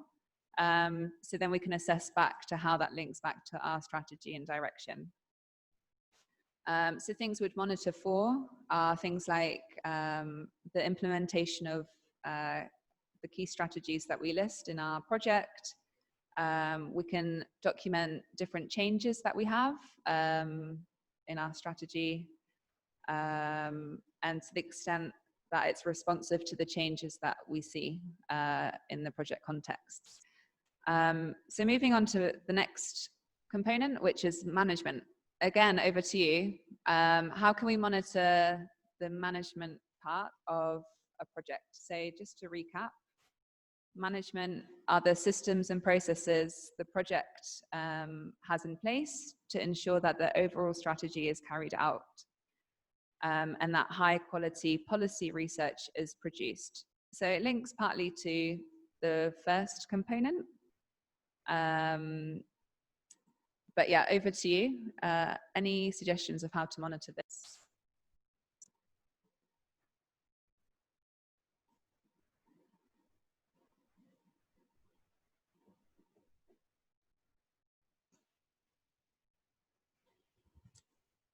Okay, so this is a live poll. So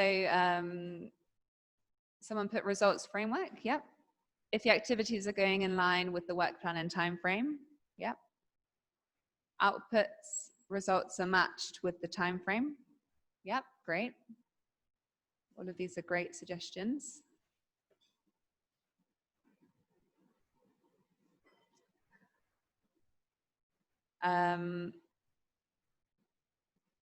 Yeah, so actually the management approaches and the different indicators that you'll develop to monitor this are actually quite similar to the strategy and direction part. So you might be reviewing similar things. So you might be looking at the project work plans and the different meeting minutes. Yep, Albert. I just want to add here that this is where you might want to consider monitoring your budgets as well. Because I think the releases, right, in tranches from SUMERNET, it will come in tranches. And then although there's no auditing, but we would like you to demonstrate that you're using the resources as expected according to your plans. So monitoring per budgets is also as an important part of accountability. And this could be done also within your management framework. Great, thank you, Albert. That's a very good point. Right, so I guess moving on to the next component, so component 3. So this is about outputs. How do we monitor the outputs of a project, of your projects? How could you do this?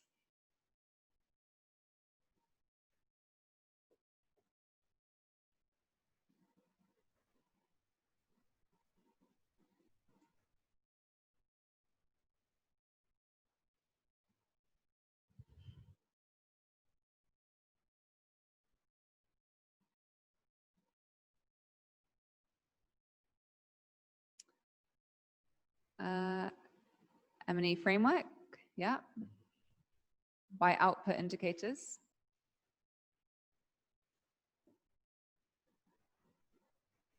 check with the indicators, yeah. So I guess as a general thing, monitoring outputs tends to be quite straightforward in the sense that you often just end up simply counting the outputs, but you can actually go a step further and see kind of the relevance of some of the outputs that you're developing. So it could be that you count that you've produced 2 publications, but you can take that step further and be like, oh, but does this link very well with kind of the key themes of the project, or how were these outputs shared and things like that. Yes, quantitative and qualitatively, sorry, these words are quite difficult to say, but yes, you can kind of measure both sides of things, definitely. So Albert has another point. Yeah, over to you. Here, you will get a prompt from the Secretariat on when you might have to report outputs, because again, this is going to be drawn up according to your plans. So you will have a Gantt chart. You will have milestones set on when outputs are coming up. And at that point, in your reporting to the Secretariat, you will also have to mention your outputs. Yeah, thank you, Albert. That's correct. So yeah, there'll be a number of requirements from the SUMERNET Secretariat side in terms of monitoring, but we're just giving you kind of a bit more options of how you can actually monitor these things based on the needs from us. On to the next thing is the uptake, the next poll. So this is about, yeah, uptake. Just a few moments again.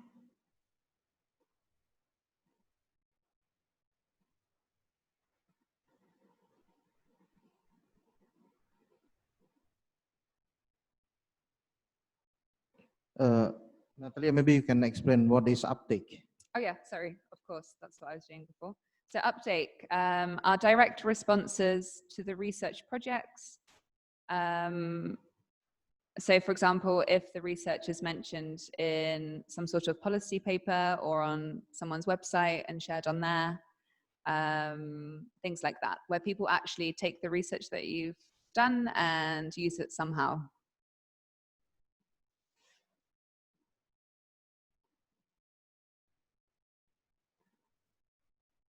Checks and balances if needed.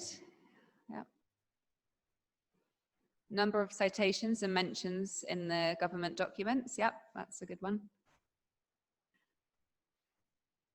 So actually a lot of the approaches to monitor uptake are often quantitative. So for example, looking at the number of citations or the number of mentions. Yep. So it's quite straightforward, but again, similar with the outputs one, you can also look at, for example, the usefulness of the output and how it was actually used by, for example, the organization that have taken that research and how they've used it to change anything. So you can also use some qualitative approaches there as well. So that can be either through like feedback surveys or some kind of reflection meetings with people that have used your research. Okay, there's 2 more outcomes, so maybe we can move on to there. I can see people are still writing, so thank you for these. These are all great suggestions. Agus, can we move on to 5?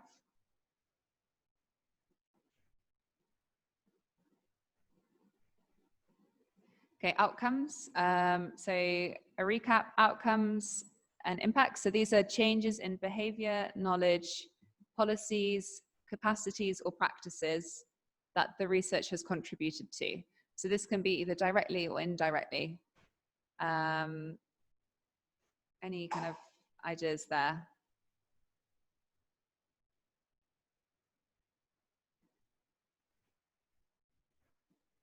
Change stories, yep. We'll hear a bit about change stories in a moment, actually, from Unchili. Changes in awareness, yep. By outcome and impact indicators. So actually to monitor outcomes and impacts, it's actually not so straightforward. So you can't simply count things, unfortunately. But it's actually more exciting because you get to adopt other exciting approaches like the most significant change approach, where you really try and unpack exactly what the changes have been and how your project has contributed. So again, as I said, directly or indirectly. So it just gives you a fuller understanding of what your project has done. So they're a bit more complex, and we can share a few options with you after the meeting. Yeah, social impact analysis, outcome harvesting. So there's various approaches with the outcome mapping kind of community. So outcome mapping, outcome harvesting, most significant change are three kind of main ones that SUMERNET kind of adopt.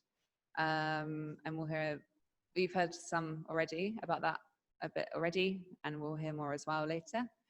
So moving on to the final one is number 6 on context. So just a quick recap. Context are the changes in political, economic, and organizational climate that may have impact on plans. So these are often not influenced directly by the project, but they will have an important impact on how things work in your project. So it's more the external influences that might impact your project activities.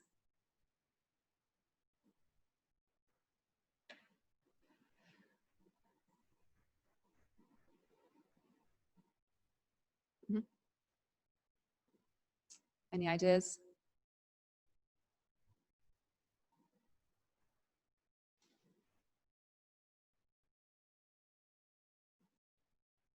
News, government policy announcements, expert analysis.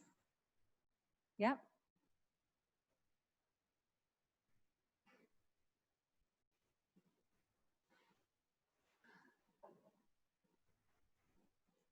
Yeah, so approaches to kind of monitor this or the context actually tend to be quite qualitative, and they often require quite in-depth analysis.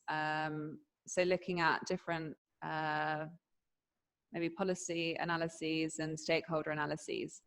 So often these can be conducted maybe at the beginning, and then throughout the project timeframe, you can then maybe reassess the different changes in the context of your project and integrate those changes into maybe your project plans. I can see more options have come up. Thank you for these. We can also partner these with kind of quantitative data, so maybe counting the changes in like the national laws or different policies, and yeah, kind of looking at quantitative indicators too. So I think I'm running out of time, so I'm going to stop there, but we'll be on hand to support kind of the development of your monitoring plans after this meeting. So this is just to give kind of an overview of the various different options there.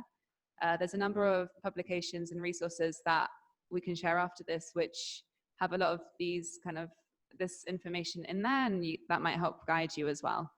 I think, Albert, over to you. Thanks a lot, Natalia, for leading us through the different components of the MEL strategy. The next session will be about one of the tools that Natalia mentioned, which is on most significant change approach. So at SUMERNET, we are interested in the stories of change that will be reported by your boundary partners. So we want your boundary partners to tell you a story on how your interventions have changed their behavior, which made them maybe effective in reaching out to their beneficiaries. So for that, I'd like to call on our colleague, Anjali, to tell us about the most significant change approach or technique. Anjali. Thank you, Natalia and Albert. This session, we are going to learn about the most significant change approach, or the so-called MSC technique. The MSC technique is a form of participatory MEL that involves generating and analyzing personal accounts of change and deciding which of these accounts is the most significant and why. Firstly, we would like to let you learn that why we recommend this kind of MSC technique, because it's a positive, or it's the sum of the benefits.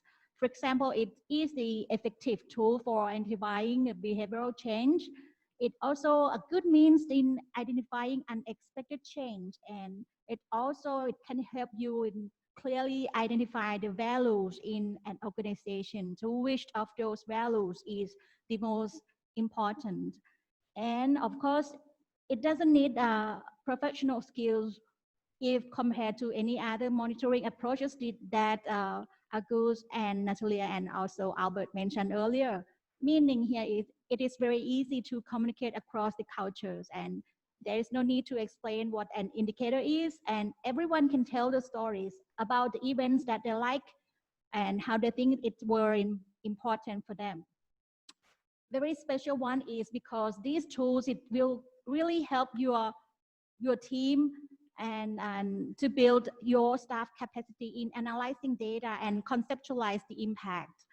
And of course, the final one is because this technique will help you deliver the rich picture of what is happening rather than just only simplify the picture. Next slide, please. Yes, because the most significant change technique is there are some elements, and we want to speak here. There are 4 main elements. It's about you to have the development of the domains of change. You also have to work on the collection on the significant change stories, and you have to select the most significant of these stories by your participants. And you have to capture the discussion about the selection of those stories. Next slide, please. And we have some steps. Next slide. Yes, thank you. And there are some steps in the process. So as you might have known all of your boundary partners, which can be the individuals, can be the groups or the organization, but it's a must that you have to identify your target stakeholders or your boundary partners, because you have to find out that the program, the SUMERNET program, it's interact with, but the boundary partners actually the program, the SUMERNET program will work with them to affect the change, but it does not control them, meaning the power of the influence developments is still with them. So in the MSC or the MSC survey, you just have to select most accessible and strategic boundary partners. Here are the 6 steps in a very detailed, but we can group it as 3 main basic steps according to the highlight. For in general, your team have to design the types of the stories that should be collected. What are the stories about? For example, about the changes, or in changes in the practice, or changes in the outcomes, or change in empowerment. Next step is just to collecting the stories and determine which stories are the most significant.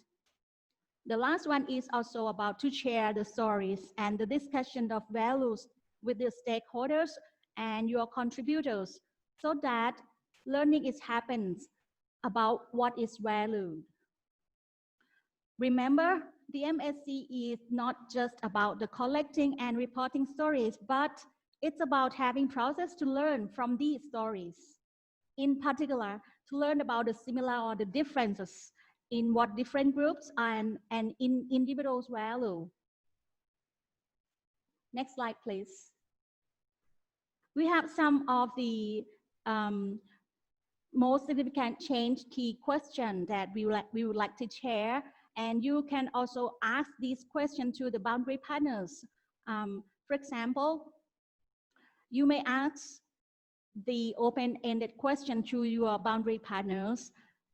Like for the first one, it's like, please thinking back about your involvement in our research, our SUMERNET research. About 3 months ago, what do you think is the most significant change in your knowledge or practice in your personal and professional roles as a result of attending the event? Or why do you feel the change is most significant? And there are various ways to formulate the questions, and some of the two of it is it's the suggested key question. Next slide, please.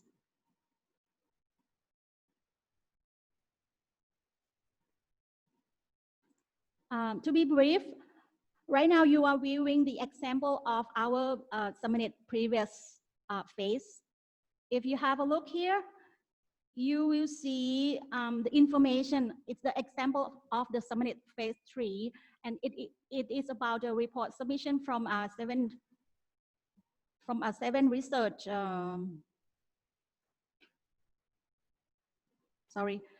It is about a report that's submitted from our research projects. For example, in the first box, it's from one guy named Mr. Naret Heng. He's from Royal University of Phnom Penh in Cambodia. He mentioned that he was gaining writing skills during the workshop in Myanmar in November the 3rd till November the 5th in 2016. And he mentioned that he learned a lot of new things, new ways of doing research from the SUMERNET project.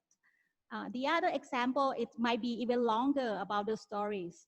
The most significant change stories, it can be a very long one, but it needs to be formulated in the right way. And there are some of the informations that should be there. For example, some specific information of the name, designation, the role, institution, the country, the date of the collection, or even the places.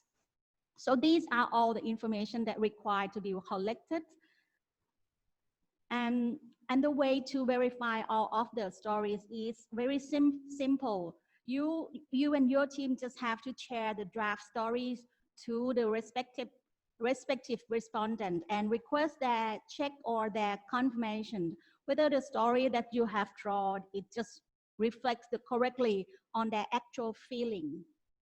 And then consequently is the respondent may also suggest any modification of his story. Next slide, please.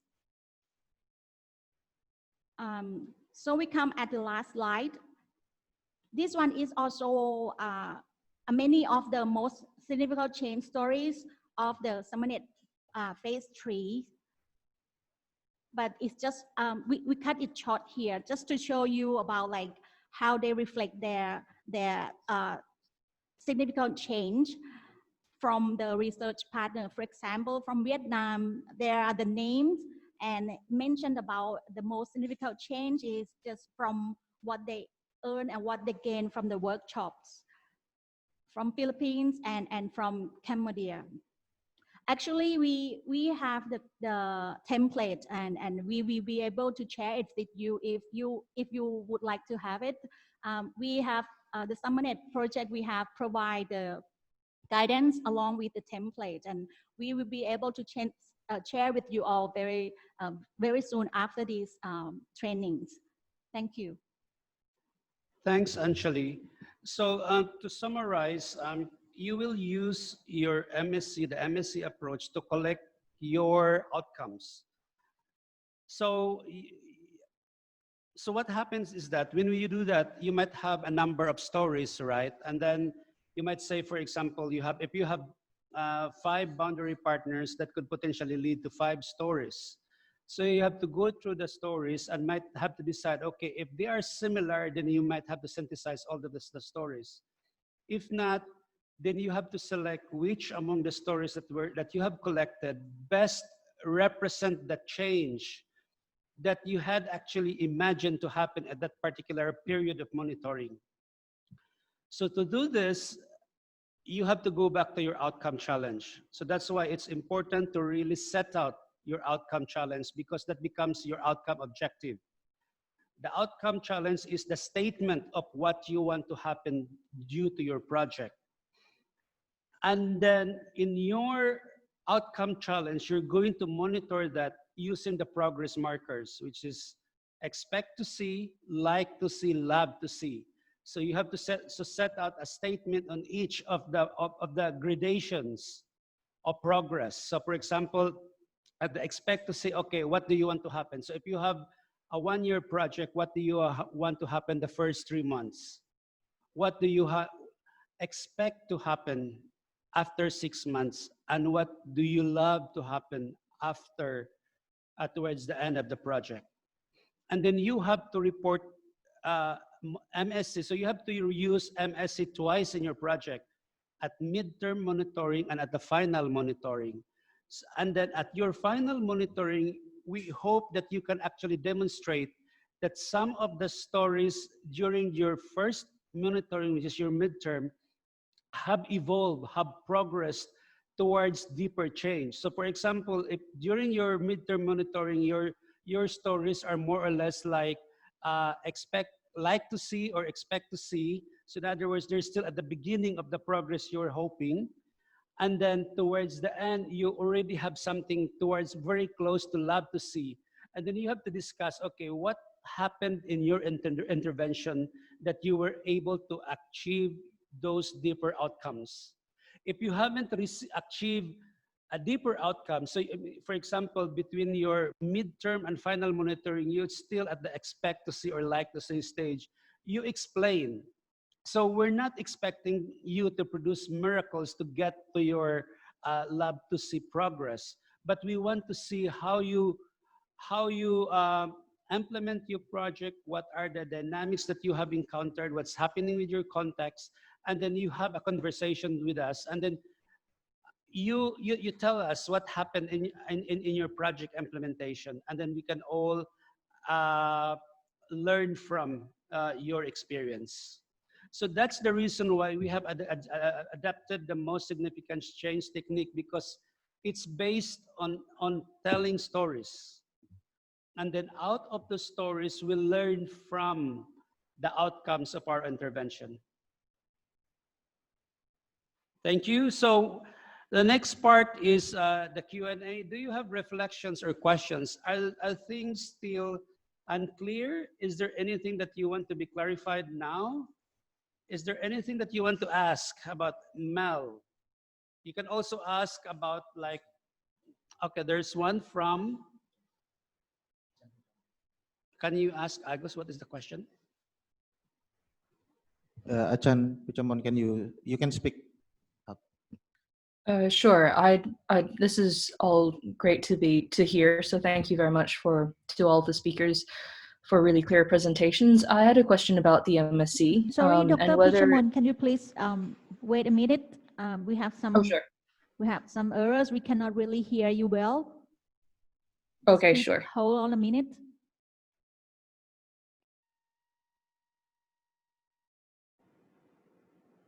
Pichamon, you can also just type and then I'll read it. Yes, yes. Thank you, Dr. Puchamon. Or maybe you can turn on your microphone and just like stay closer. Okay, can you try, sorry, Mon, can you try again and see whether your voice will be heard?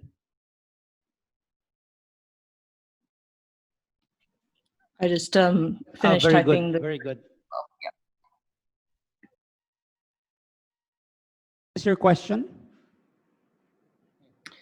So the question is basically, how can we correct or prevent biases in our MSc data collection process and reporting as well? Yeah, very good question. So first, you have within the team, you have to be conscious of the so-called positionality and how that might create bias in the way you collect the stories. So maybe have that conversation first in the team.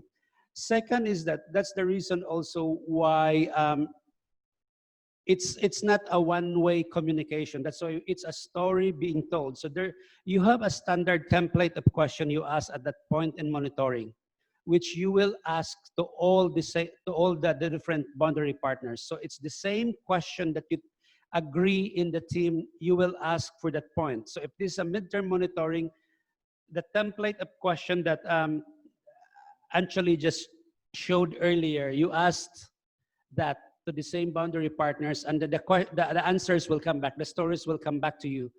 And together in the team, you make a decision which among the stories best represent the change you were expecting at the time. And then you will have that discussion within the team. And then when you report to us, we're only looking for one story coming from your selected boundary partner. And then you tell us also why you have selected that particular story. What were the discussions in the team? Why this particular story represents the change you were expecting. So that's one way. So there's no really like specific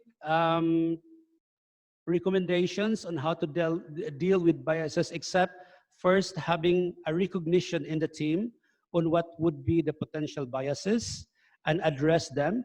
Second is that consistently ask the same question to different boundary partners. Third is that you decide in the team which among the stories that you have collected best represent the change you were hoping.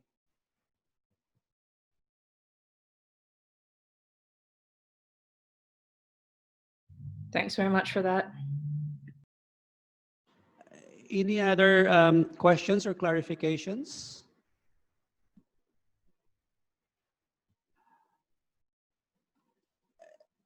If there's none, so I just want to say we're available to help you. I understand this might be new tools to some of you, and along the way in your implementation of the project, SUMERNET Secretariat will be here to help you. And also when we communicate with you, we're also trying to explain what is being expected.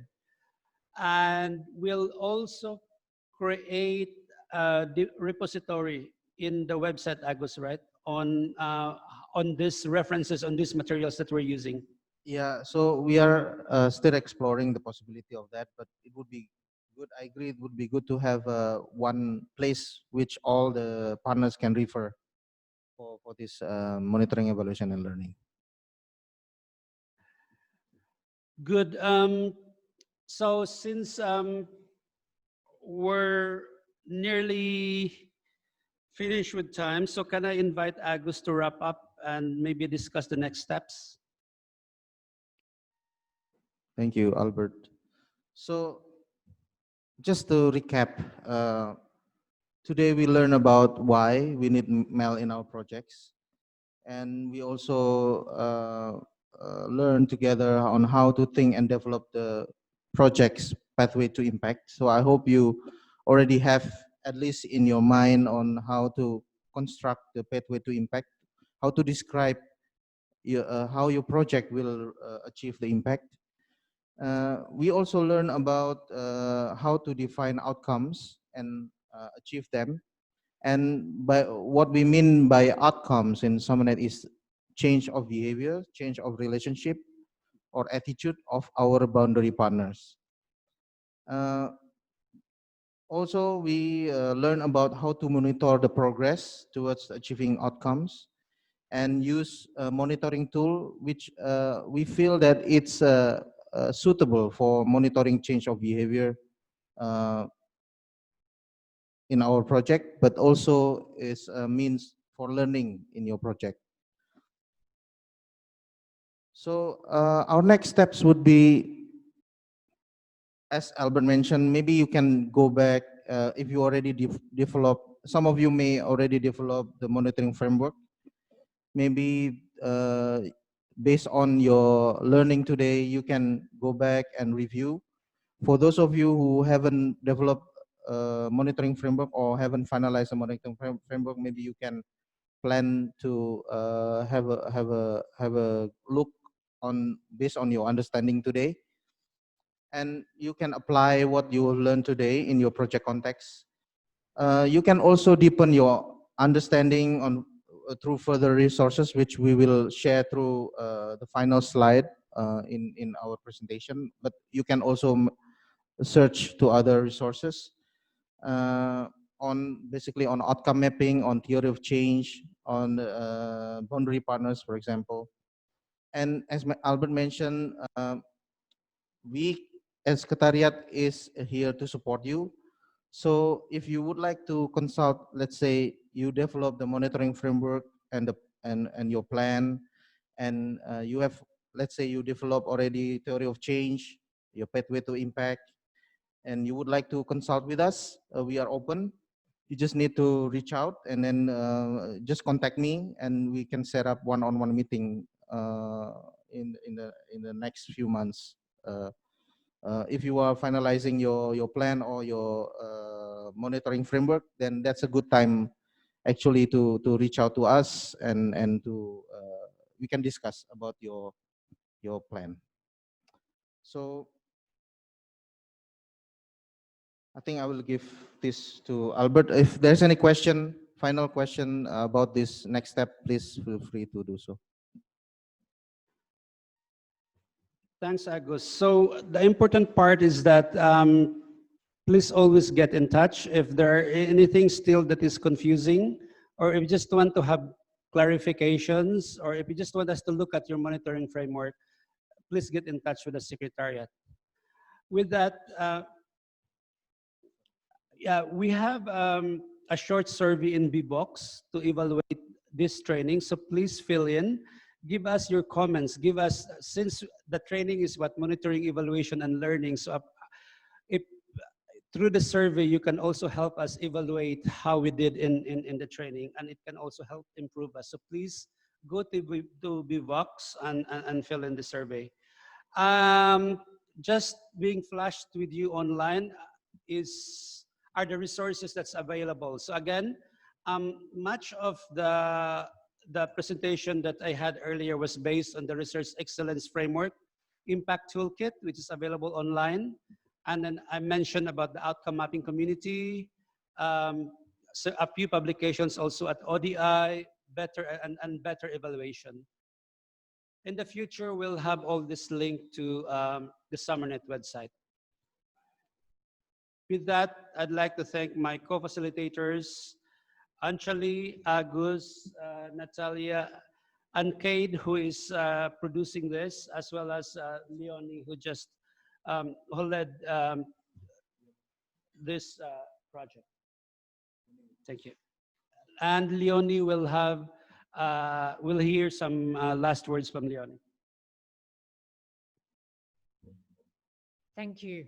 So I guess while we're doing the survey for this session in the VVox, I'd just like to say a few short words to the whole team, because monitoring and evaluation is actually a really important part of how the SUMERNET program continues to get funding into the longer term.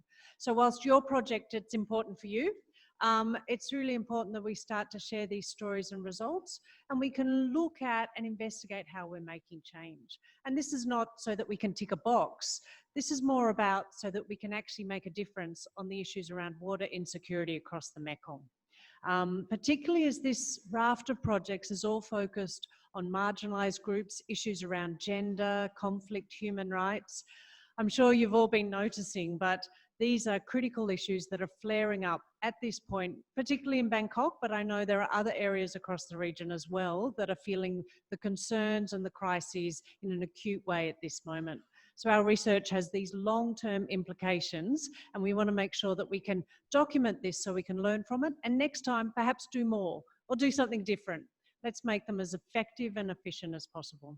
So thank you very much for your time, and we look forward to seeing more on your MEL strategies into the future. And of course, all of us are open for questions and queries if you'd like to follow up. Thank you.